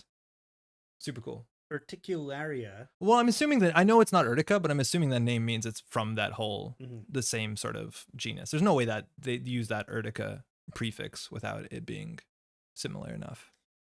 Do plants commonly make noise? My family... At our cottage up in the Laurentians, we have a lot of forget-me-nots constantly screaming, "Please don't let me go! Please remember me!" You're out in the field, the willows are crying all night. Oh my god, constantly, yeah. It gets annoying. It's fine. It's good that the plants are all sad. I like sad plants.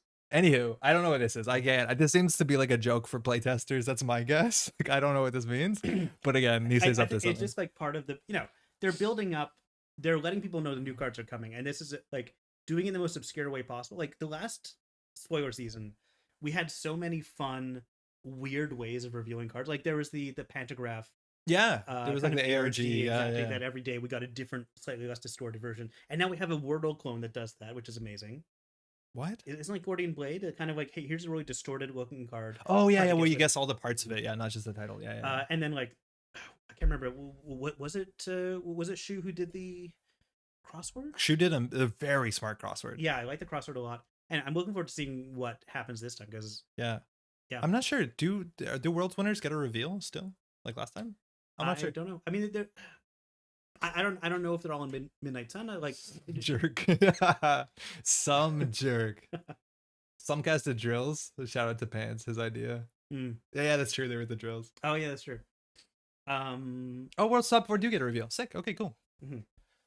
Yeah, June mentioned in her design article about Midnight Sun, I think, or maybe about Borealis. I can't remember. Like we do know there are champ cards in this. I'm sure. Yes. The champs will get to reveal their own cards. And I think it's like the end of an era of champ cards because I think they messaged there's been only, too many champ cards. It'll only be worlds. Yeah, there was a big backlog.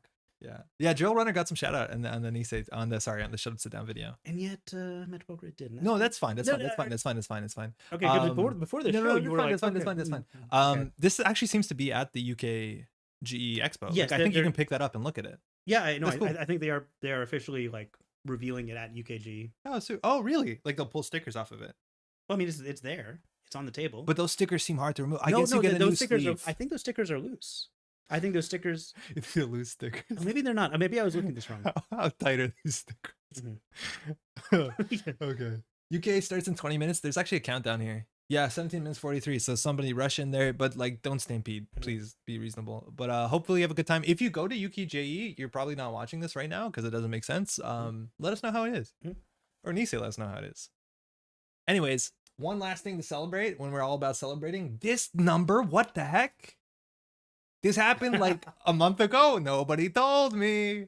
That's 1, 2, 3, 4, 5, 6, 7. 7 digits. 7 digits. Oh my god! Look at that. We hit 1 million views. It took us a while. It took us about 7 years. But that's kind of impressive. I promise you, we've already hit this milestone, which is great.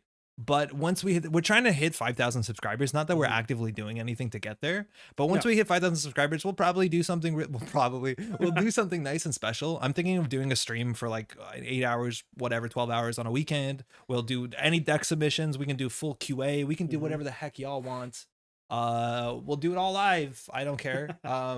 Once we hit that number, but that is incredible. And again, it's a great number. This is not me. Like, this is not Pat. This is not Benoit back in the day. This is y'all. Like, we cannot watch this many things. So like the fact that y'all spend so much time coming back, watching this, recommending it to your friends, not recommending it to your friends, like, such a big deal. Thanks so much. So this is just YouTube. It's not even Twitch. No, yeah. The Twitch numbers are probably weird. They still, the Twitch VODs actually do get a lot of views, which is weird because the Twitch VOD viewer is not great. You gotta play my deck channel points redemption and play air straight to jank. No, I'd be excited, but I don't think we have to do points. We'll just do some sort of queue or anything. Does the stream count live views? Yeah, it does. It does, Jaws. I'm pretty sure. Thank you, Orbital. Hey, thank you, Kevin. Anyways, this has been a long time in the making. We're hitting our 7th anniversary in July. Our first video went up in 2015. It was a regionals tournament, so we've been doing this for a bit. So hey, huge. That's a huge number. The wild thing too is like the view number is really good, but then when you look at the watched minutes, because most of the videos are like 3 hours long, it's a silly number. Yeah, it really is. It gets really, really wild.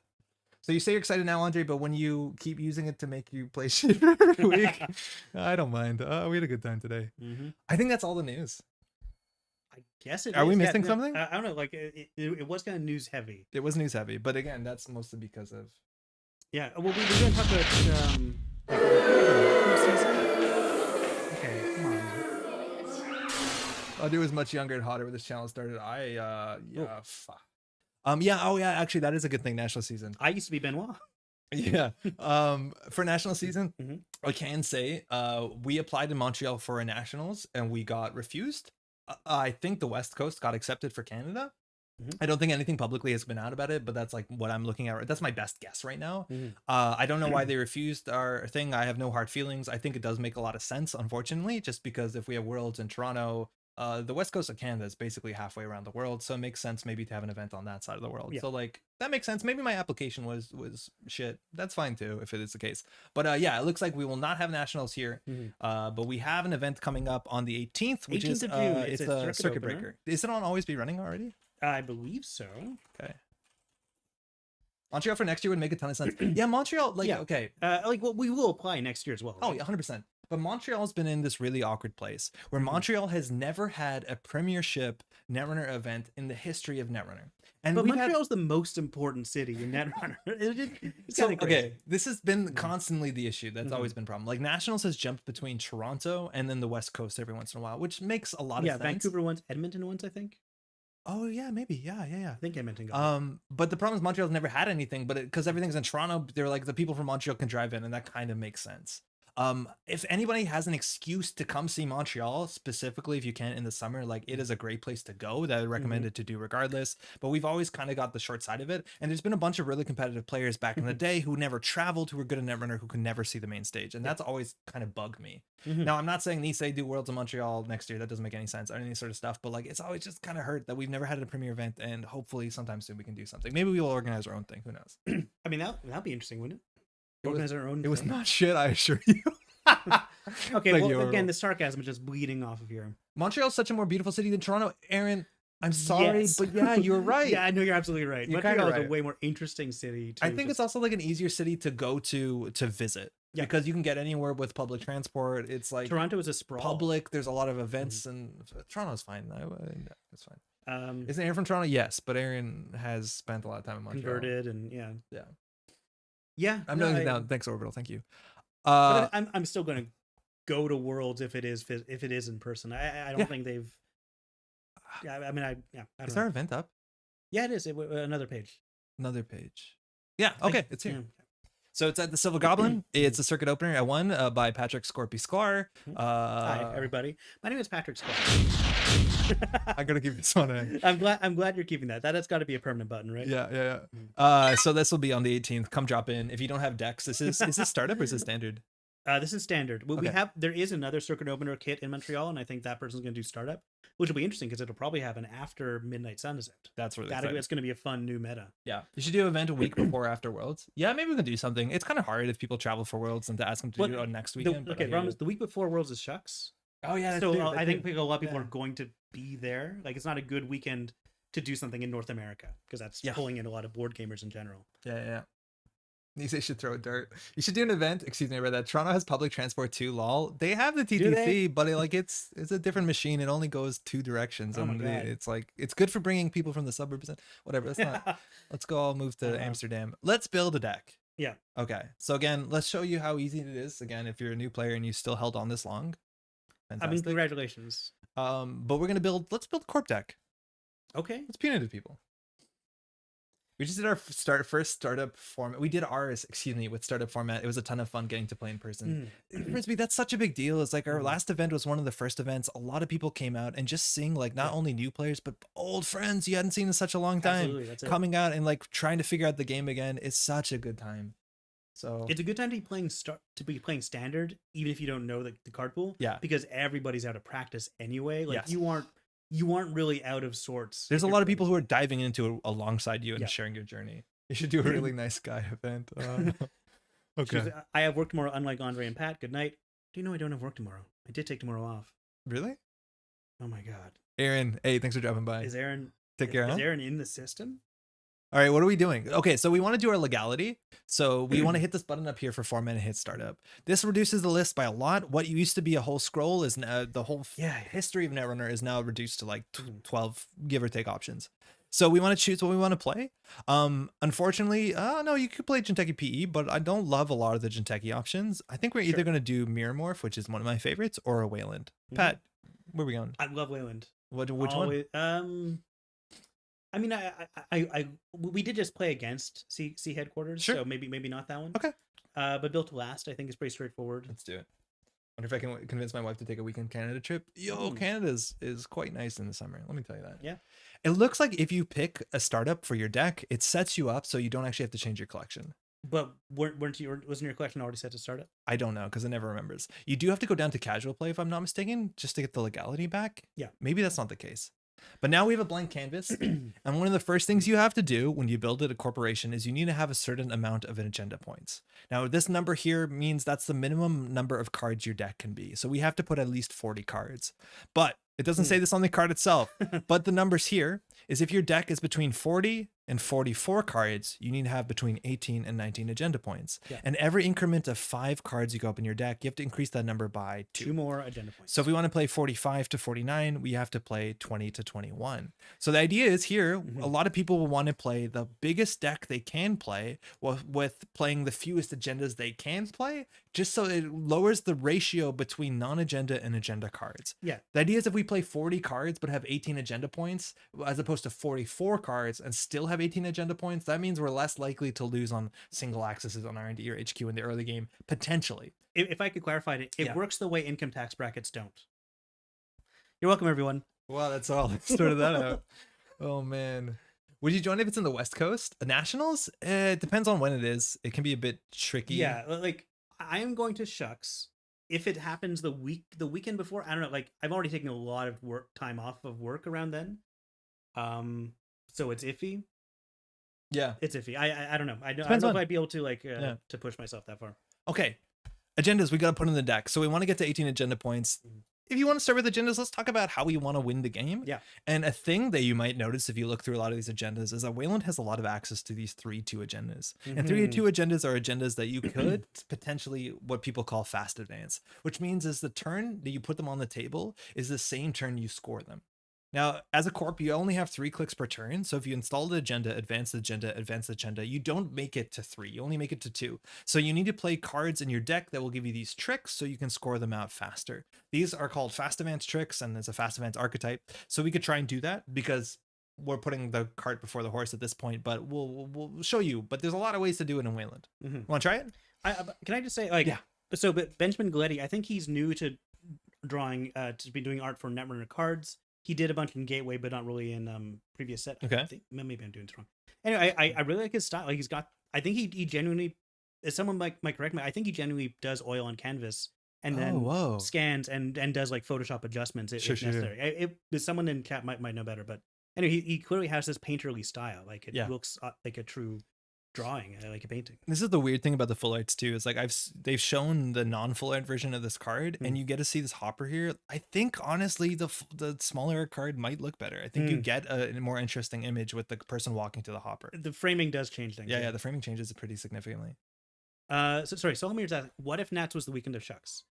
That would be bad. I don't like, because I paid for my Shucks ticket. Yeah. And I like Shucks a lot. You'd be asking me to tear myself in two, and that would be pretty difficult for me to justify. I wouldn't feel good. I wouldn't feel perfectly happy going to Nats, and then I wouldn't feel perfectly happy going to Shucks if I knew I could have been going to Nats. Like I would be it's hard. Wouldn't feel good. Because you definitely have to make a choice that there's always a bit of doubt there. Benjamin Giletti did the runner IDs and gave away an update. Oh, cool. Yeah, that tracks, because like they do look a bit more painted on. Like Ayla looks like she's painted. If it was the Monday after Shucks, yes. Because I am still in Vancouver for like 2 more days. And it is in a world for next week. Yeah, that's right. Wow. I would do it. I would play many games of Netrunner at Shucks, obviously all of them with Tom Brewster, my best friend. Your best friend, yeah. And then I'd play Nats, and then I'd just take 4 days to figure out what I'm doing for Worlds. There's a small chance the West Coast is trying to figure out where to put Nationals just so you can come to it. I don't know if you're aware of chat. No, I know. I can read between the lines here. Ben does a ton of art for Shadowrun. Oh, super cool. Thursday before Shucks, I could maybe do. Okay. We're going to score out. I put in a bunch of agendas in the deck. They're all 3 2s or the 2-1, which you can easily score for hand. And then we have 1 4-2 because we kind of have to. And that's a fun 4-2. It's a fun 4-2. It's fine. Now, you might notice that I went to 19 agenda points, which we were only required to have 18. And that's because I think Hostile Takeover is just such a good card that I would consider playing 1 more. Yeah. Just so we can go a bit fast. Okay. So then we have to get some ice in. We're going to try and fast advance. You can just going to go through the tab 1 by 1 to see what you want to do. I don't really want to do a Clearinghouse lethal deck. It's harder in this format, I think, than in Standard to get this up to huge advancements. Sure, but Clearinghouse works well with Built to Last. Like it's easier to get to do 1 meat damage. Well, 1 or 2, like get some value meat in. But if we're a fast event deck, we don't want to do that. We want to go no, that's right. Yeah, if we're doing fast events, then don't bother. So we have wall to walls, which are good. You can leave them unattended a lot of times, and that's probably just good enough. So we'll start there. And we'll but Vladizibursk. Vladisibirsk is probably Vladisibirsk. Yeah. Vladisibirsk. I'm gonna pronounce it right by the time Parhelion comes out. Aket is good. Oh my god. Aket is good. Avshar is good. Again, there's not a lot of ice choices, so you can just look at it. And we don't want to play anything too expensive. Anything that like has a good face check is generally a good idea. So Ice Wall just ends the run. That's okay. But if you can put together 2 more credits, a lot of times you'll gain the credit back. Why not play an Aket? You could advance it as well. It could and Aket helps advance itself also. Yeah, or a card in a remote server, which you can score out next turn. Absolutely. Other cards we can play, Trebuchet is a really mean ice, but 7 credits and a bad publicity is a real big cost. Right. And we probably aren't able to afford that. This is such a wild card in the format where bad publicity is like, I think a bit more rough. I don't know. Yeah, no mouse and startup is a bit rough, but we'll get through it. Sandstone's not bad. I wonder if it's ever worth playing Sandstone when you have access to Palisade. Because on average, this is 4 strength. On average. Yes, like because it's 5 strength the first time it's encountered, right? Like that. Yeah, I think Palisade is most of the time going to be better. I would only play Sandstone if we're also playing Cyberdeck Sandbox, which is the virus-based agenda. Yeah, like I think in Standard there's like that Jinteki card that benefits from purging virus counters as well. Like you gain 1 credit for every 3 virus counters you purge. That's not a real card. Sure. Wait, what? It's in Katara, isn't it? Help me out here, people. Oh yeah, but I think they mill a card off the top of their deck or something. Oh, that's it. Okay, yeah. But nobody plays that. I know what you mean. Yeah. Not a lot of this ice is great, but again, you have to remember it's startup where the quality of ice I think is a bit worse than what you might be used to if you're coming from Standard. That doesn't make sense for our target audience at the moment. That's fine. So we'll just have 5 ice. Let's get some. We can hit the neutral button too. I think that's a really good thing we should have done before, just to see all the cards we can include without spending influence. Yeah. So we're gonna play 3 hedge funds because that's quite nice. Punitive Counter-Strike doesn't make a lot of sense because we only have 2-point agendas at max, so we need 3 punitives to hit lethal in a full hand. It doesn't make sense in this spread. Now, obviously, people are talking about ice, and obviously we know which way I'm gonna. There we go. Yeah. No, of course. I was getting. Yeah. I was fidgety. Yeah. And like you gave me the fix I need. I'm known in our meta, I think, for putting Archer in basically every corp deck I make. Even if that corp deck is only running 5/3s, I'll put an Archer in there just to absolutely surprise someone. What faction was Sandbox? And Sandbox is a neutral agenda. Yeah. So anybody can play it. Is Trick or Light available? Yeah, Kevin, we're definitely gonna be playing Trick or Light. Yeah, so you Trick or want to Light's a have good one. enough agendas that, or sorry, enough ice that can hold advancements. Mhm. So that's a big thing. So we want to figure out how to win. So we want to figure out ways to fast advance, get agendas on the table and score it on the same turn. And Trick or Light's a really strong card because it does cost a lot of influence, but we can move 2 advancements from an advanced ice, and we can move them. It has to be the same card, right? Mhm. Choose 1 installed card, yeah. So that we move 2 advancements as 1 click, so we can do install agenda, advance it, Trick or Light, get a score, and we're kind of good to go. Yeah, so CVS not being a startup is very sad for this deck. I don't. If CVS were in startup, then Cyber Deck Sandbox would be way too good. It'd be like, wild. it's already a very good agenda, even if you don't have purging effects, extra purging effects. Yeah. But if there were extra purging effects like that, then just unfortunate. I'm gonna play 2 Malapert just because it lets us get our next Trick or Light, which is nice. This is just a little tip in general. One of the best cards that you can easily play into your deck in startup is this little guy over here called Spin Doctor. It's Professor Hoomst. It's very hard to overstate. I never get this expression right. It's hard to overstate how good this card is and how flexible it is. For 1 influence, you get to draw 2 cards. You can use this at instant speed. Doesn't take a click, so you can do it while they're running it. You can do it while they're just running archives to steal the agendas, and you can shuffle stuff back into your deck. Absolutely. You like the shuffle is effective. The saving stuff in archives is effective. It saves itself. Like they're running this now. It's a wasted. We lost power for like a second. I'm just going to check if the stream is still on. It seems like we're still good. Yeah, it looks like we're still good. Down with Jackson. Yo, Daniel, Spin Doctor allows you to play better Netrunner, and it's a creative card that gives like player expression. I'm a big fan of this thing. I think we're still up, but we lost power for like half a second. You saw that, right? I felt that, yeah. Yeah, that was weird. Okay, so we've spent 12 influence, other fast advanced tricks. What do we have in faction? Nothing. We have no audacity. In startup, there's nothing. So Biotic Labor is 4 influence. Sansan is what? 3. So it's either Sansan. Vladisa Bursk, I think, is 4. Oh yeah, which is pretty expensive. Yeah, because it'd be fun to use Vlad. Yeah, Vlad is pretty good, especially if you're also playing other things like Seamless Launch. It does work with this Weyland's like ability. Yeah, it's quite nice. It's always something you can and it refreshes its advancement token, so you can keep on doing it. That's what I loved for Built the Last, a card that you want to advance, clear tokens in advance. Unfortunately, 4 influence is like a heck of a lot, so you have to decide between this and Trick or Light. And Trick or Light's a lot easier to play, I think. Sure. I haven't tried it, but is there Escape Net to help against Simulchip? Yeah, you can play Escape Net. I haven't seen a lot of it. In startup, that definitely is a real like threat. It's another trace card that trashes a chip, I think, on a virtual. It's definitely a thing you can do. Yeah. Maybe 1 Vlad and only 2 Spin Doctors. I think the Spin Doctors are just so important to draw through a deck and then shuffle through agendas. I think I'd rather do this. We just need to get in more cards. We need 10 more cards, just about 6 at a minimum. But we definitely need more ice. Yeah, we need more ice for sure. And we have spent all our influence, so we can't play all the good stuff. So that's the Weyland or neutral. And I think there's some good options here, honestly. Like we need to make sure we have advanceable stuff because we want to get advancements on everything that we can. What else is advanceable? It's good. Yeah, Enigma or White Space. I'll probably do Enigma just because we want to keep them out. But I think we have too many sentries. What's another barrier? Are we playing Ice Wall? I don't mind Ice Wall. I don't even mind advancing it just once in this because it's a kind of a bluff. It's like, oh, they're thinking. Yeah. Well, you'd advance it twice, right? For a trick. I think I like Pharos a lot as a piece of ice, but I think it's too expensive. It's way too expensive in this deck. Yeah, we don't have a lot of money. Ice Wall's not the worst of like a wall-to-wall stick. It's like one of the few ice in the format that actually like does get stronger if you leave it. Standoff for Archer. It's not in startup though, Daijin. We're just playing a startup right now. We've only got 3 sentries. Not a lot of good options. Like maybe you play. Oh, Tithe is fine. Tithe is fine. Yeah, that's fine. So on average, about 13 to 14 ice makes a lot of sense for a deck of 44 cards. That is like a loose rule. Maybe 14 to 15 is closer to it. You can go less ice if your deck is like has more assets and you want to go wider as opposed to taller. Yeah, but I would say that's a really deck that wants like some decks want agendas stolen and like, oh yeah, maybe you put very porous ice in there. Yeah. So now we're stuck to neutral and in faction. Regolith Mining is like not bad, but it's like quite expensive, like in terms of clicks. Sure, but I don't think it's good. It's still good. It's just a good card. Give pop back. I know. Colossus is very expensive, and we don't care about the trash program subroutines as much as we care about the end of the run of Archer. And Archer can just like blow out a criminal who's not expecting it. How often do you want card draw for FA? So maybe wall to wall. Yeah, we have 3. We definitely want it with the wall to wall to stick. Yeah. We can put 2 more cards in. There must be operations. Kayambe. Oh, Kayambe's a legal card. I totally forget. This card is banned in standard, so I don't even remember what the text does. Yeah, Kayambe is really quite good. Oh, Kayambe is so good. Why wouldn't you play 3 Kayambe? Because it hits the Sansan and the Malapert. It's also it's also a non-bow with this ID. because it's placing advancements, and then this one's.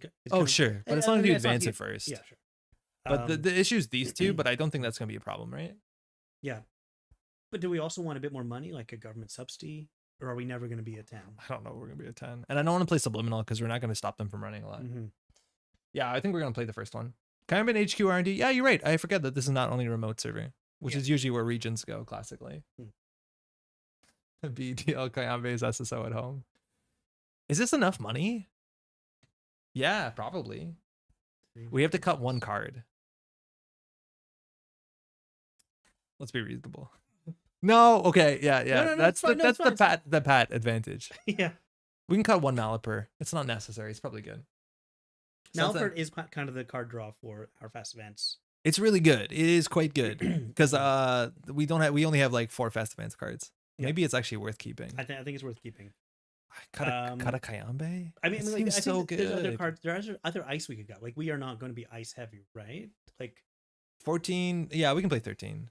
But then Archer is the worst card. I don't mind losing an Archer. Yeah. One. Okay. Okay. Startup. Fast Advance. Weyland. Look, not a creative name, but doesn't matter. Remoteless? Almost remoteless. Well, no, with wall to wall, we want a remote. You're gonna have Archer in your opening hand like half the time. I know, yeah. 3x is a lot. That's the point. We love the idea. Every Archer in your opening hand is an agenda they're not stealing. Okay. That's a little bit of Patrick wisdom. Yeah, my 3 subliminal messaging deck. This is why I'm here just once a month, folks. Startup Weyland FA. If you are better at the game, you can come up with better names. That'll come with time. That is something that happens when you're better at the game. Built to last. Built to last. Save. Pretty sure deck name is the most important part of the deck. Only if you publish. It is part of the mind games for sure. Like you can tell tell them if you sit down across your opponent, just tell them. Oops, I forgot to do this button. Corp, startup. Just got to hit the right buttons and you're good to go. Archer is a snare. That's exactly it. Like they pull it out of your hand. They're like, oh, I'm scared now. I might as well concede. Oh, this is Gwen. Hell yeah. Hey. Tell her I say hi. That says hi. That sounds creepy. I'm not doing that. That does actually. Yeah. Yeah, you can tell it's getting warmer in the room. I'm getting a bit of a sheen on my head. Are you getting warm? Yeah, I'm quite warm. Yeah. Okay, that's fine. No, it's fine. We can keep going. All right, Zaya is going to jailbreak Centrals pretty aggressively. Our opening hand has no strong economy. I think we can mulligan. We have 1 ice that we can ice out HQ, which is obviously good. But I think we can take the mulligan here because this doesn't do anything in the early game. This doesn't do anything on turn 1 usually. So we want to open up with a wall-to-wall ice or a hedge fund. Yeah, mulligan for sure. Yeah, this is better. We can even just score out a hostile takeover. Hey, Catherine, I hit the same Archer 5 times in a row earlier tonight, and Archer in hand is a lot of work. That was 5 different Archers. Okay. 5 Archers. All right. So we have a couple options here. We could just ice up Centrals. We wouldn't be able to afford both of them. Actually, we could do Hordem, Afshar, and that would cost us, depending on the run order, either 6 or 7 credits. So if they run in the optimal order, we can keep them out. That might actually just stop Zaya from wanting to run. Like Zaya might be scared. So I'm actually okay with that in hostile next turn. This is good. Because otherwise it's like free jailbreak for days and Zaya gets credits for every card she accesses. So jailbreak is very common, let alone a Maker's Eye is gains a credit. Of course. Yeah, Afshar is really good early. Yeah, it's a really annoying face check. 2 credits is a lot. Now, Boomerang. So the difference between standard and startup, this is why startup I think is, there you go, is like pretty favorable. We're going to see the Maker's Eye. You know what you did? That was a mistake though. What's that? You're playing built to last. You might as well have advanced an ice. Oh, yeah. Totally. We have to res this, unfortunately. Yeah, absolutely we do. But then HQ's open. She only has 2 clicks left. Okay. Fine. Yeah, we should advance. Yeah, totally. Burden, you're totally right. I forgot. Advancing would have been good. That gives technically some information to Gwen, but I don't know whether she's going to be able to use most of your ice is going to be, Like, it doesn't change much. You still boomerang it.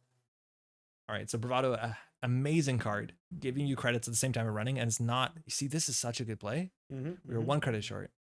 Don't hit the hostile, please. Regolith, fine. She can trash that. Yeah, because we're left with another econ card. That's okay. Yeah, okay, that's good. And we have a Tithe, which is actually good enough. It eats an inside job often. It eats a boomerang. All that stuff is fine. And now she has a bad publicity, which is a credit that she gets only for every run. If she doesn't spend it, she loses it. But it means basically this is 1 credit or cheaper to break once she gets a breaker out. Bad publicity is, of course, what you've given me tonight in announcing that I'm now working with NISEI'd. I just did the one bad one. Could have afforded that if you advanced Hordem. No, we clicked for a credit. It's the same. I don't think we could have afforded it. We would still been at 6, right? Even though it's a decent amount for it, AI hate isn't so useful in startup. No, there's not that many AIs. I think it's just like what, admin, and what other AIs are there in startup? Is it just admin? No, Mayfly. Mayfly's an AI? Oh yeah, it must be. Yeah. I think you're right. Okay, so we can either open with Spin Doctor, which is which, okay, this is not always worth scoring, because this is really important to understand, is that if we score this, we're going to be at 2 agenda points, and we still have to score 3 more agendas. Yeah, it's not great, and it's giving them. Yes. I mean, it gives us money. The bad publicity is quite bad. Yeah. So we can do a new remote. We can put this behind it, which is where we want to go. If this eats a boomerang or an inside job, it's not the end of the world, because they still have to deal with the Spin Doctor. Otherwise, we'll shuffle it back.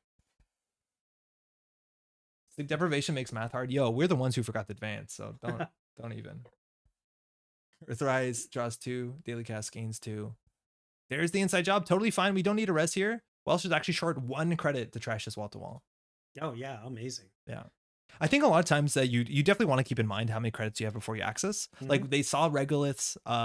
It's not going to be a second Spin Doctor, but I think the 2 main targets you'd expect are Regolith, maybe that Weyland damaged card I never remember the name of, or wall to wall. Oh, are we planning on popping the Spin Doctor to get the maximum out of wall to wall?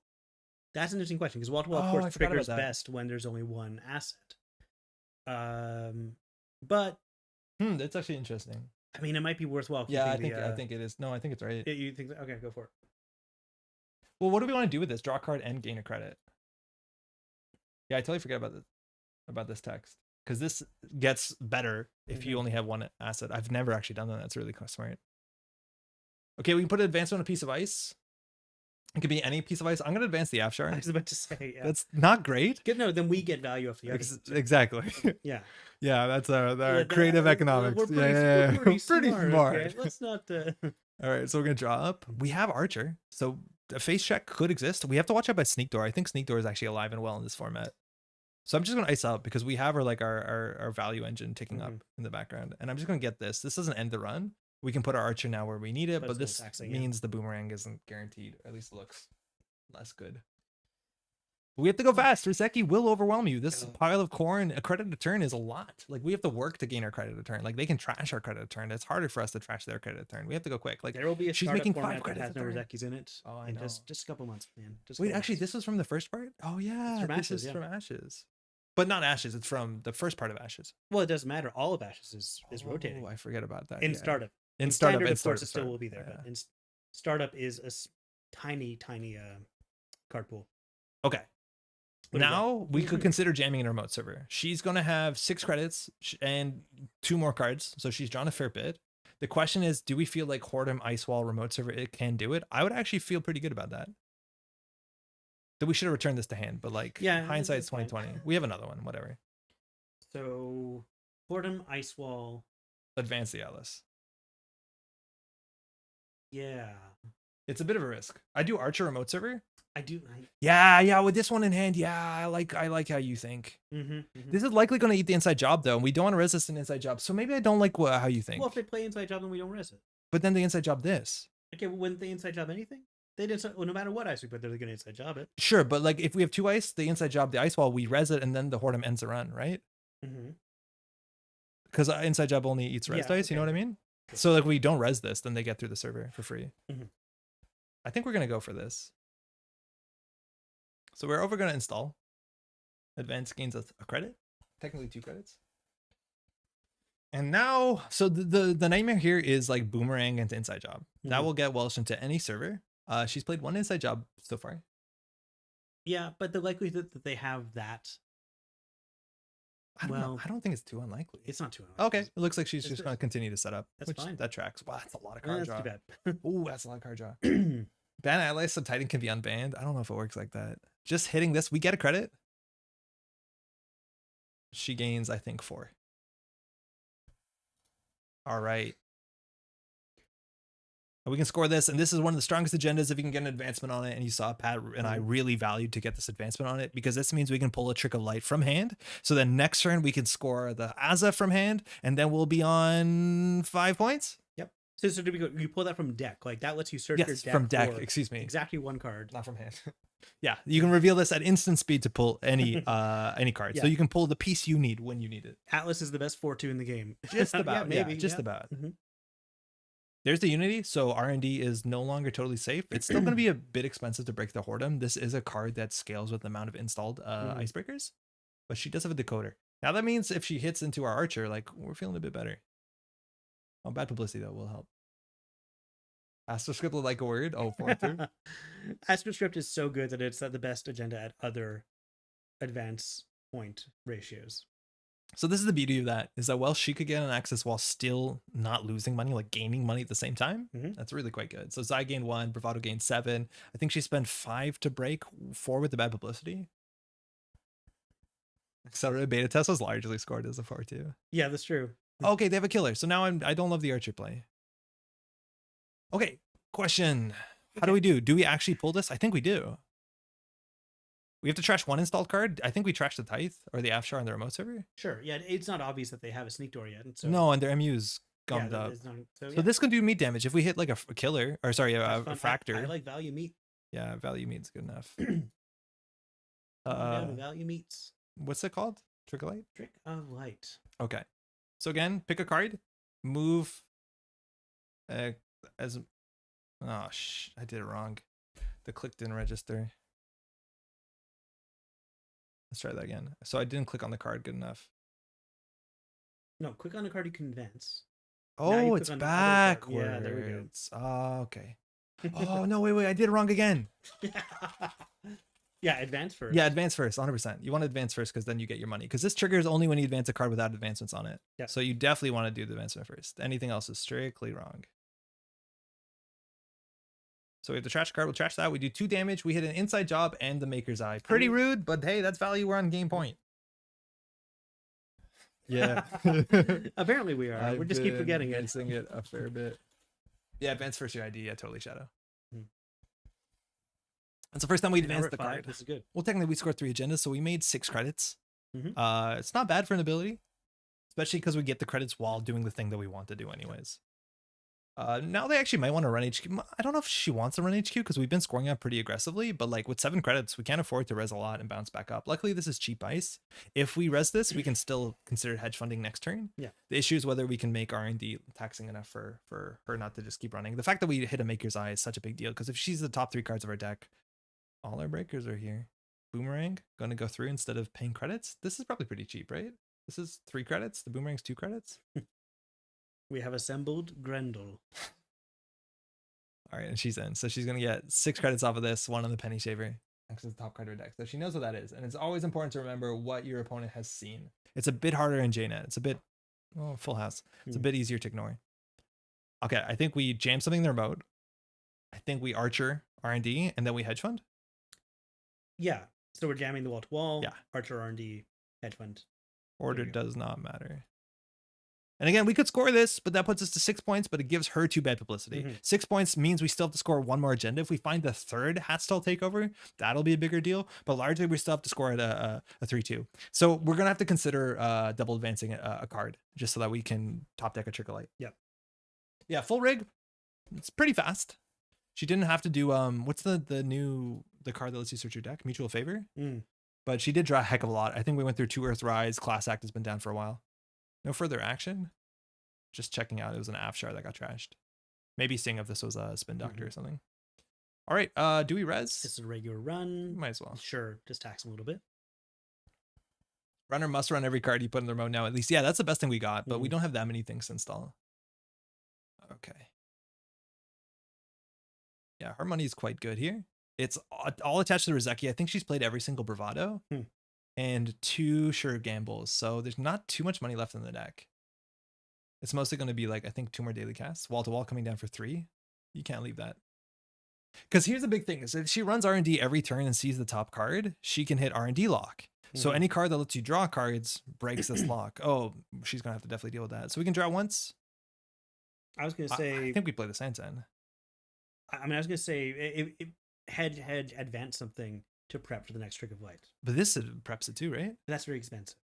But if we win, we win. You know what? That's a good point. Right? Like no money matters, and she has to trash this for 5. Mm-hmm. Penny Shaver is good though. That's why you need trace tag kill. Vincent can't spend bad pub on that. I've had games where I play all 3 hostiles early and it's as good at conceding. Yeah, you definitely don't want to do that unless you can leverage that very quickly. It's a 3 of card. You never want to play more than 1 of. It's an interesting. I think a lot of people only play 2. I think I'm the one person who's like yelling for 3. But yeah, it's kind of the balance in this game here. A while ago, I can't remember if it was June or someone involved with Nisei, like put out a call for like, hey, what would you replace hostile with if you like a 1 point bad pub giving agenda, or maybe it wasn't even bad pub related. Like, yeah, that was interesting to think about. Like, what's powerful enough that it would replace hostile? My idea was like it places advancement tokens on other things. I have a 2-0 right now. The thing I'm building, if the runner axes it, it gets installed as a program that takes up an MU. I love that idea, and yes. the FFG and Nisei never did it. And if it's installed, it's a pad tap for you, or like a Rozeki for you. And if they trash it, you take a meat damage if they overinstall it. So there's a punishment, which I think is really cool. I love the idea that it hooks on you. I think I called it hookworm in the design. I'm going to put this in the remote server just to bait a run. Actually, we'd rather do this. Yeah, because her money is kind of dwindling. And so we're just going to do advance. Yeah. Actually, no, it makes way more sense to advance this because it actually gets more expensive. This is the one that actually scales. When this hits 3 advancements, it just changes the subroutines. This now actually costs 2 credits to break instead of 1. Right. Different subroutines don't really matter if they're... That's okay. Not looking good. Roughneck Repair Squad is legal to play. I don't think it's a thing though. Roughneck is not the worst, and I actually did see some play in Standard for a while. Like people still played Melange, and it's only slightly different from Melange. Like it's a little bit tougher to trash, which means it's better in R&D. Yeah, no, people played it. Now with Regolith, less people will play it because there's a more proactive thing, but people played it as a 1-of in like controlling the message decks, because it's the sort of card that if you didn't trash, suddenly there's a 6 credit swing. Exactly. But the bad publicity was less relevant. Wall to wall, I think she has to trash this. Man, Archer's one of the few ice that Boomerang feels okay against. 1F Rec next to CTM. Exactly, Frank. In order to fix your Val matchup. Yeah, it does help for Val. That's a really good point. Yeah. All right, so if we top deck, we need to top deck an agenda. It's probably my favorite bad pub removal card. Oh, okay. We just need a 3-2. We just need a 3-2. Okay. Whoa! People don't talk about this enough, but we're just good at Netrunner. Like, oh yeah, he says after forgetting to advance in the order. No, there's no audacity in the format. I think Melange was legal because Terminal Directive. It was legal for a while. Yeah, it was legal alongside CTM. Good game. Good game. Yeah, just drew both of those off the top. Yeah. Hey, thanks. You too. Yeah, I think it was legal. I don't think I've ever saw Melange in a CTM, but you could do it. I think Melange CTM makes some sense because like it got built-in trash protection in that ID. Sure. Usually that's its biggest vulnerability. But the ID wants to install cards, right? Like it's the same problem with Roughneck, but like that ID more than ever wants to put 2 things on the table every turn, then like spend a whole turn gaining 7. Sure. It's hard. Maybe I need card draw to win. I mean, for sure. He didn't know your credits are getting too low. I drew both of those off the top, which is kind of wild. Yeah. I needed both. I had nothing in hand. So that's just kind of bad luck. Melange, yeah, I think Roughneck is a bit better because the trash cost I think is 3, and the bad publicity does matter in a matchup.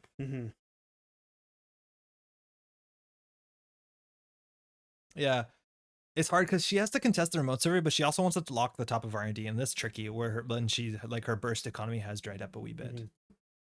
A bit rusty? No, I think you played well. Your aggression and gaining money off of it seemed great.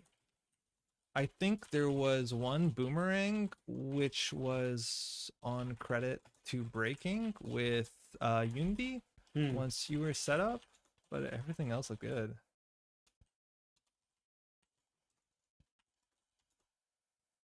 I've seen Roughneck in the outfit. Yeah, I'm not a big fan of that like grindy, slower outfit deck, but you could definitely do it. Yeah, I like the outfit. Lean in is how I feel about the outfit. Yeah, no, I've seen the grindy ones that like people I think, play really differently in the early game, and then they realize, wait, there's 3 ice on every server, and they've removed all bad publicity, and it's like Trebuchet into what's the big one? Not Colossus. There's the huge one, the 10 strength one. Pharaohs? No, the old one. Tithon? There's one more in between. Bulwark, right? Okay. And like that, then you're like, wait, I don't know how to deal with this. Mm-hmm. Yeah. Hey, Gwen, good game. That was good. I think you played quite cleanly. I liked your aggression. I like that you were you're popping off with your bravados. I think you're a bit unlucky that you saw no multi-access. Like, we trashed the Maker's Eye. We didn't see a single jailbreak. I don't know if you're running it, but like here it's a really awkward fork because like you don't run HQ, because if I had agendas we'd score it. So it's either you have to keep keeping us honest in the remote server, which is tricky because we can even give you an agenda and we don't care about it too much. But you have to lock R&D, and that's really quite difficult. Yeah. You want to do one more? What are we doing on time? 11:23? 11:23? I mean, I'm okay with one more. Okay, we'll do one more. These are fast. They're fast. They're fast. They're usually fast. Of course, if anyone from NISEI'd is still in the chat, just say nothing if you want me to spoil like a couple dozen cards. Just let me know. That goes every single stream. Yeah. Corp, yeah. But so, okay, like we're not doing the best job, I think, explaining everything we're trying to do, but we're trying to explain the basics, right? Like, we're a fast advance deck, so we want to ice up. We want to make sure that we're respecting the sort of threats different runners can put off. Yeah. And then we're trying to make sure that anytime that we can score an agenda from hand, we are, just to make sure that the agendas don't stay in hand. All right, Steve. So Steve wants to run HQ a lot. His ability, when you first run HQ, you pick 2 cards in archives. They get 1, we remove the other from the game. So we definitely want to ice up HQ stat. Our opening hand, this is not an agenda I'm sort of excited to steal in a meta of boomerangs and inside jobs. I think we mulligan. We do have an HQ ice, but an after I'd want to mulligan this. Yeah. Oh, well, that's not better. If we top deck an ice, this is better. Second luck here. Oh, thanks. Come on. You too. I'm trying to work out what I need to do next to get better. Gwen, a couple things. Firstly, send in replays if you want. That's something I need to revisit. But also record your games and check out the replays. You learn so much from it. Daniel, what do I do with Agenda Flood? Yes, Spin Doctor, of course, but also pretend you aren't flooded. Yes. Is the way, like, you have to play as if you're not. But yeah, that's a big thing. Play as if you have exactly the cards you wanted, I guess. Sometimes it's really difficult, but there's a lot of tools in Gateway that help you. Spin Doctor is one of the biggest ones. You also have Sprint, which helps. In Standard, there's a lot more, but I'm not going to advertise those. Yeah. If you have a handful of agendas, you might as well just play one. Yes. Like, it starts like sometimes like, if you're playing in person especially, don't hesitate too much. Don't make it seem like everything is crashing down around you. Ken, how's it going, by the way? Oh, hey. Hey, how's it going? Yeah, this could be a deep dive deck. If we see a Swift, the console, it's probably a deep dive deck. Yeah, I was playing this deck at our last tournament. Yeah. Okay. I really like your Aztec. I want to play that more. Oh, it's so fun. It's so fun. It. I don't think they have a lot of money. The fun thing is if you never install ice, they can never bravado. Ooh. Secret tech. Yeah, I like that. I think we want to get this on the table. The question is whether we ice HQ. If we ice HQ, they can get like a blueberry or another event back, which is kind of rough. But like we need this to stick. What do we do? Do we just put this on the table naked and put this on HQ? That might be correct. I like that, yeah. We can draw once. And a hedge. Okay, that's the card that we don't score until we archer. Draw is your friend, best mechanic in the game. Yeah, drawing a lot of times will help you out. Like, just you can draw more. You can also bluff agendas in archives. A lot of times runners won't check archives if there's one face down card in it, and just like stop sweating. Like just figure that situation out. It's hard. Yeah, that's a big thing in ice. Is like we need to respect HQ a lot more in other formats where there's more. You see, if you don't ice HQ, they don't bravado you. But now they're gonna get actually their ability won't fire. Oh, it will fire. Is this optional? You may. Okay, so they can choose not to do it because then they have to choose these two, and then we'll choose the boomerang. Actually, I don't know. Do you choose the boomerang? I don't know. Yeah, they can't fire, but they shouldn't. It's kind of interesting. Now they want to do it more when they have like bravado and something else. But a lot of times people wait till they have 2 of the same card. Overclock remote. Oh, that's brutal. That's the best card in hand for this situation. Well, they gained only 2 credits on that run. Whatever. Tithe. Okay, something for R&D. Let's draw. Okay, that's our remote server. So we'll just put this on R&D and we'll just hedge fund up. And then next turn we can put a regolith behind an ice wall. Hopefully it eats a boomerang or inside job. I saw some comments on the SCD vid about why should I choose this over Magic. While I have a problem with the premise of that question, the bluffing element never is a huge reason. Absolutely, the fact that one player puts all their card face down, I don't see how that's not the biggest selling point of like any board game ever. There's so many things that, I mean, Magic shows it. Like Magic is the blueprint for so many card games that follow. It's not the blueprint for Magic, but for Netrunner, for one. They're different games. It's also not very expensive. Netrunner? No, Magic. Sorry, Netrunner relative to Magic, 100%. Yeah, yes. Yeah.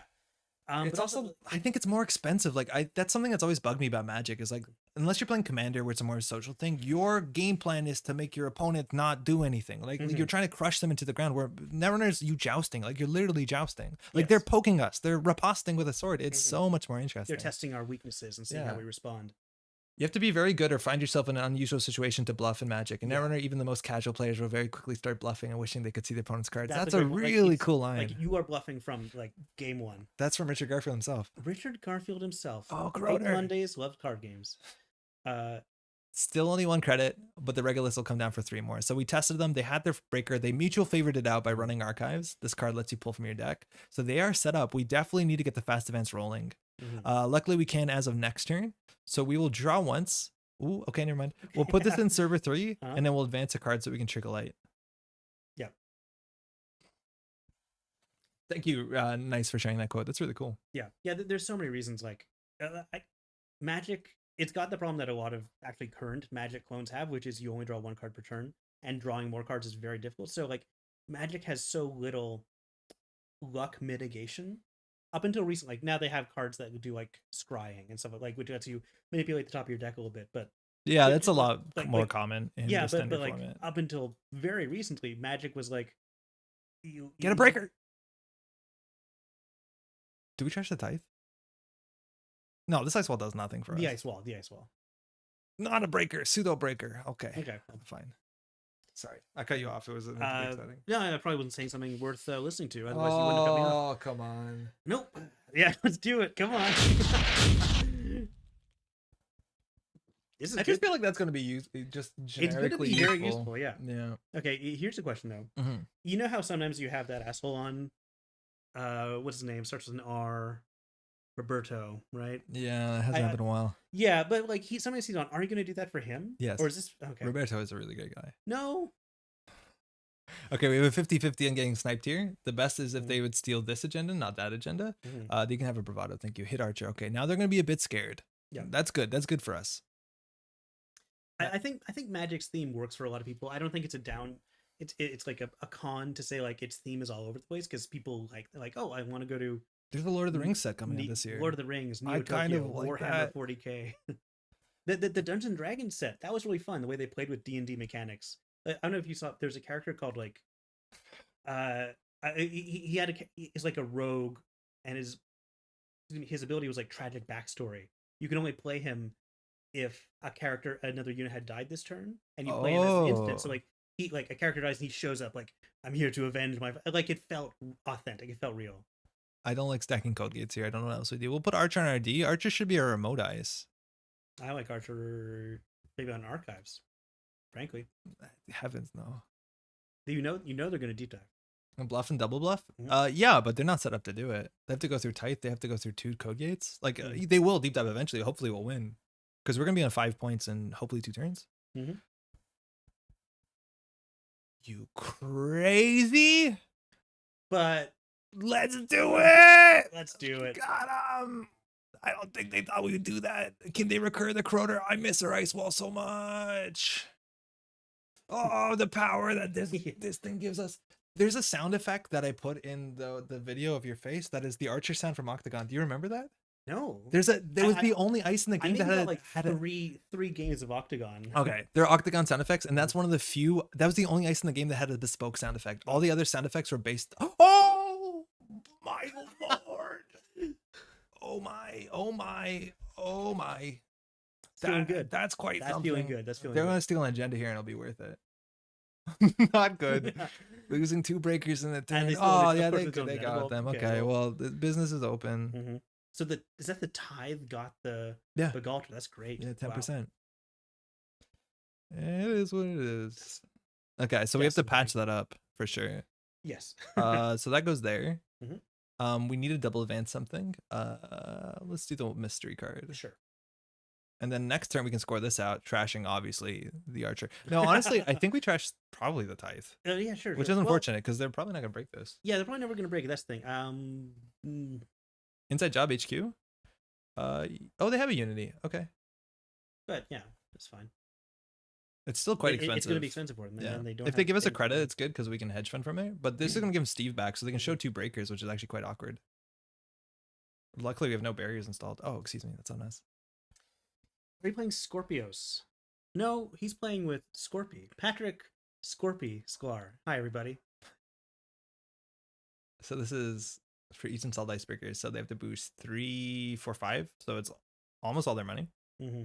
They still have a 50-50 on stealing agenda. If they steal the odds up, we're pretty heartbroken. Oh, I get it. They're asking because we're trashing all their breakers. That's why they're asking for breaks. I have to catch up. It's getting late. Do you think they're going to show us 2 breakers? No. What's a new card come out and Ashes rotate? Do you think keeping Ashes in startup would be better, or is it fine with keeping a limited card pool? I like startup as a much smaller card pool. Yes. Frankly. I think startup being as small as a card pool as possible would be really good. I have no doubt in a long enough period of time, Nisei will have a Nisei only format. I would be surprised if they don't. That is bigger than startup. So yeah, I don't know anything about that, but I would also assume that that's eventually going to happen. Yeah. So we can score this out. It'll cost us nothing. Oh, imagine we hit their Corroder from hand by scoring the Azef. Obviously, we'll be totally destitute if we do this, but if we score this out, just score that at the hostel. Oh my god. I mean, it's worth it. No, we're going to hit the Corroder. Yeah. It's worth trying. It's worth trying. Yeah, because we can still score the hostel next turn. We can do that anytime. Yeah, we're sniping the Corroder.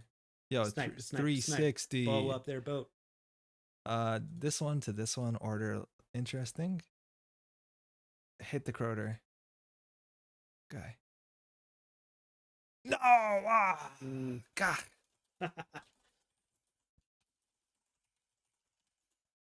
You wait several years, eventually, yeah. Standard eventually will be all Nisei. But I'd be pretty sure, I don't know. Standard might be a better format with smaller card pool anyways. Like, the quality of the cards has to go up, not the size of the card pool. Yeah. And Gateway is such a consistently usable set compared to a lot of FFG sets. Oh, you're right. We can score this out next turn now. Yeah. Yeah, it's true. Even from 1 credit, it's great. Yeah.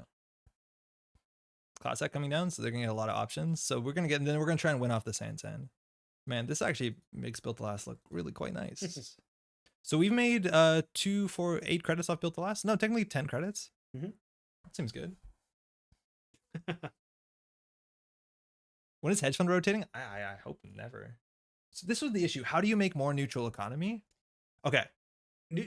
Neutral economy raises the quality, in theory, raises the quality of every deck. Yes. Every deck on that side. That's the issue. You only do that if you think either this is only really niche, or you think runners need a boost or corps need a boost. So I've been told I've been working on a set of cards for fun, and I really want to get them out before Nisei does, so I don't feel like I'm taking any ideas, so I can claim a design space, and then they have to change their cards. But okay, the neutral corp ID operation I have so far is generous donation. It costs, let's say 6 terminal. At the beginning of your next turn, gain 11.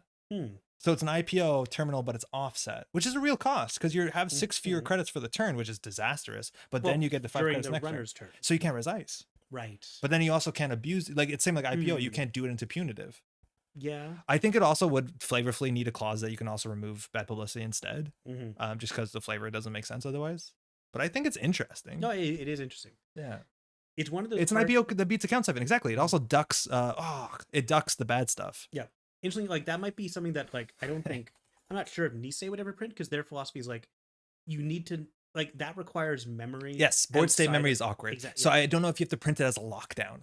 Right. That's the only way around it. It's actually something I've been thinking, how to use lockdown type things that work a bit differently. Yeah. I think you'd have to build it as a lockdown, which is, otherwise you're totally right. What they expect for you to understand, to remember, is a bit higher than you'd want it to be. I think we install this and then either these 2 or one of these, this and a hedge fund. I think we do the wall to wall. Sure. The problem is we have 2 tricks out and we've seen no spin doctors, so we have to make sure we keep the spin doctors. It's hard to track that. Yeah, Kevin, it's very hard to track that. I'm aware. And I want to see in testing how hard it is to track. If it's a lockdown, I think it's a bit easier. But it thematically doesn't make sense with the word lockdown. How's it going, by the way? Oh, now it's pretty good. Oh, I missed this. Haven't watched A&R in so long. It's so nice to see the game is being managed so well by NISEI'd. It really has been, yeah. Wait, where you see? I missed this comment. No, it's a bit earlier this year. Oh, right. Yeah. Been so long to see the game. Yeah. Is Siphon back? No, not exactly. In Standard, there's a Siphon that's about a third of its power level. Yeah, a third of its power level and still very playable. I don't think Nisei has printed a Siphon-esque card. No. I don't think there's a... They've been very careful about that, it seems. Yeah. You can create How's It Going Dungeon, an entirely new type of card for your set. Who's going to stop you? I don't love, like, here's a new set that has like 7 new mechanics in it. Like, that's something I think that's actually actively not great for a new set. If you have like 1 new mechanic, maybe 2 new mechanics, that can do it. But like, I've seen a lot of custom designs where it's like, here's 8 different mechanics. It's like, well, that's overwhelming. So I don't know. Yeah. In the one I'm designing, like just in my head, I definitely have a very dumb mechanic that anyone who looks at it will hate. But I'm only doing one of them. Because I haven't come up with the others. Done one. Yeah. Okay, overclock. Where are we going? HQ. Yeah, we can do it. There's only Santan in there. I don't think they'd be able to afford to trash it once they spend all these credits. Maybe Anna can get a Siphon. No, they have it. It's called Lamprey. They have one. Wait, Lamprey's in startup? Is it in update? No, I don't think it's an update. It used to be. It was, I think, 2 years ago. It was 2019, right? Not 2021. 1 card in hand seems like a nice target. The biggest thing here is Steve. But the money goes fast when you only have 1 breaker with Unity. Man, people love Unity, but I see it to be so expensive. I just don't know what, like, do you play Gordian? I still like Gordian. I still like Gordian, yeah. This gets way better, though. There's a lot of 5-strength code gates in that format. You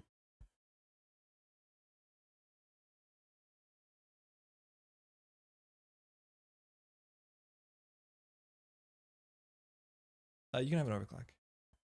Decision making.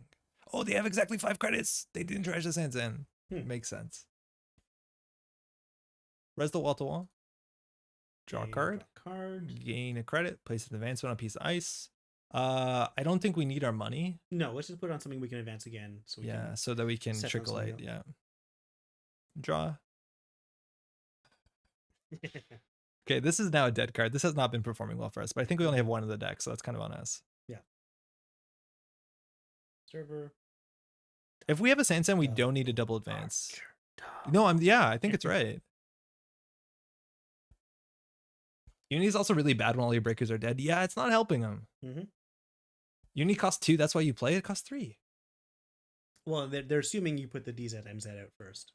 That's an assumption. Could install to bluff the Sunset. Yeah, we could install this to bluff the Sansan, but I don't know how they deal with the Archer, right? Like if they boomerang this, it is going to trash a program if they want to get through it. So like kind of hard. The double Archer, we will consider rezzing the second Archer if we can trash 2 more of the breakers. Because we need something here just to bluff, to eat inside job. That's the only issue. Because if they inside job this remote, that's our weakness. But we've seen what? 1 so far, and they haven't recurred it. Okay, this could be it. It's a deep dive deck. Yeah, that seems like it's going to be a problem. So we haven't seen a Swift yet. Let's draw. So any 3-2 we can win. That doesn't help us win. Because this will be the 3rd one, and this doesn't help us win. We play the Spin Doctor. That's interesting. Yeah. Draw. Oh, very good, very good, very good. Very good how that is. Interesting. Draw. Okay, we need to draw through a deck. We did need to do that. These are dead. I'd rather keep this in hand, I think. Yeah, just in case. Oh, they're on 4 agenda points. Nah. Yeah. No. Have they played a Docklands Pass yet? It's generally the deep dive that we're scared of. Right? Yeah. No, Docklands Pass?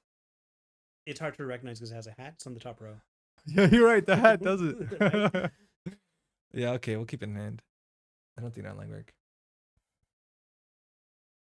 Karambit R&D is good. Karambit R&D is good. The issue is that they have to install the Croter, which they haven't yet. But Karambit R&D is actually probably, great. I just want to... Oh, shit.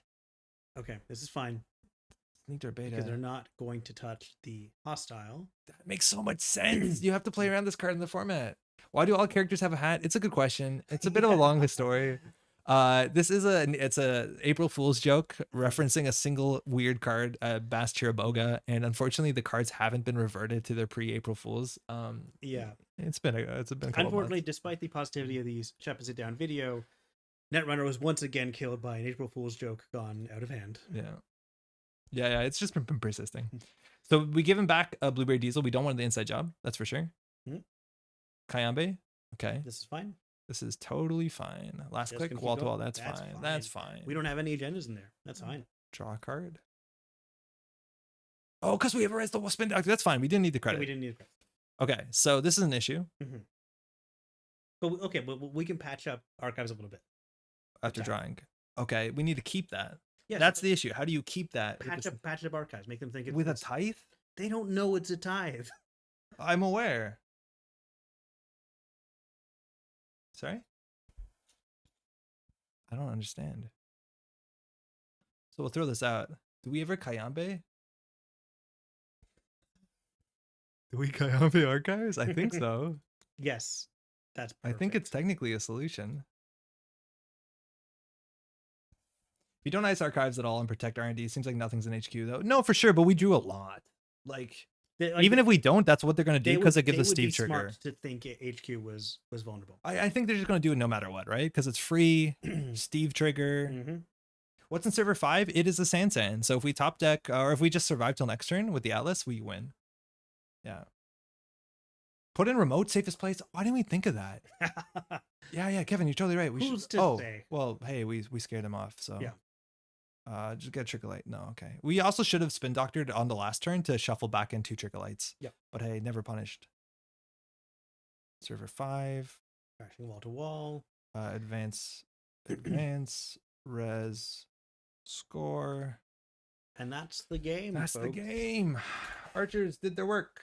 52 credits to 71 credits. They have more credits than us, but we only need what we need. Yep. And that's how you play Startup Netrunner. yeah, that's like conclusive evidence. Yeah, GGG. I'll watch you put Archer in this deck.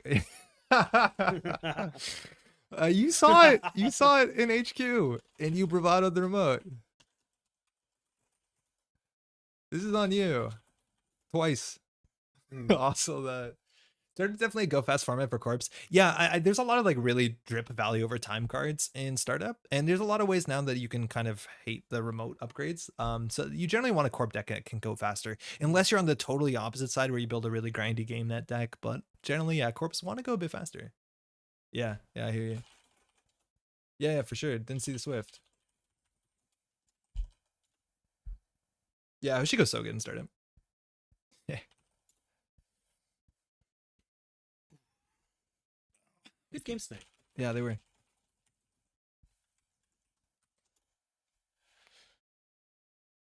All right. That's gonna be it. I think that's it. Yeah. That's it. Pat, you want to do one more? I'm kidding. That's gonna be it. Again, if you're watching this on the VOD, and maybe you're new to the game, welcome to the game again. The deepest welcome from so many people in the community. It's not just us. Everyone's like really excited that not only you found this, but that you could just see the excitement other people might have got of this. I'm obviously referring to the Shut Up and Sit Down video here. Right. If you're a new player, like you came on at a point where there is a lot of excitement. Like that's great. Like you got the Shut Up and Sit Down video, and then you've got new cards coming out so soon that everyone is really passionate and excited for. Like it's cool. It's a good time. Yeah. So do make yourself at home, ask questions, don't be afraid. Join the Green Level Clearance Discord channel, say hi. Absolutely. Look for a game. You can mentor in the Green Level Clearance Discord, and somebody who knows the game can sit you down and teach you the game or make sure you're doing everything right. There's a lot. Check out your local game groups. People are now playing more in person. I was about to say, like, a Green Level Clearance has ways of contacting your local game groups no matter where you are. Also, NISEI'd.net has a list of local metas, and I'll have to check if Montreal's been updated on there yet. Yeah, we gotta get that in there. I don't think it is. Note for me for later. But yeah, anyways, welcome to the game. Do make yourself at home. Yeah. Otherwise, to everyone we're hanging out with, everyone who's watching the VOD, otherwise, everyone we play games with, good games. Hopefully you're doing well, and we'll be back. I'll be back in a week. We'll see you around. Who knows when I'll be back? He'll be behind that Nisei curtain, that's for sure. I will be probably like knocked out from birthday celebrations that are going on all this month. Like we've already gone through a few days of them already. Yeah, it's the whole month. It's the whole month. Some would say it's the whole year. Whole year. Yeah. All right. In the lunar calendar, it's the year of Patrick. It's always the year of Patrick. Say what you want for Nisei card for Father's Day. That's what I'm doing. Yeah, it's true. That's soon. Take care, y'all. Bye, everybody. Ciao.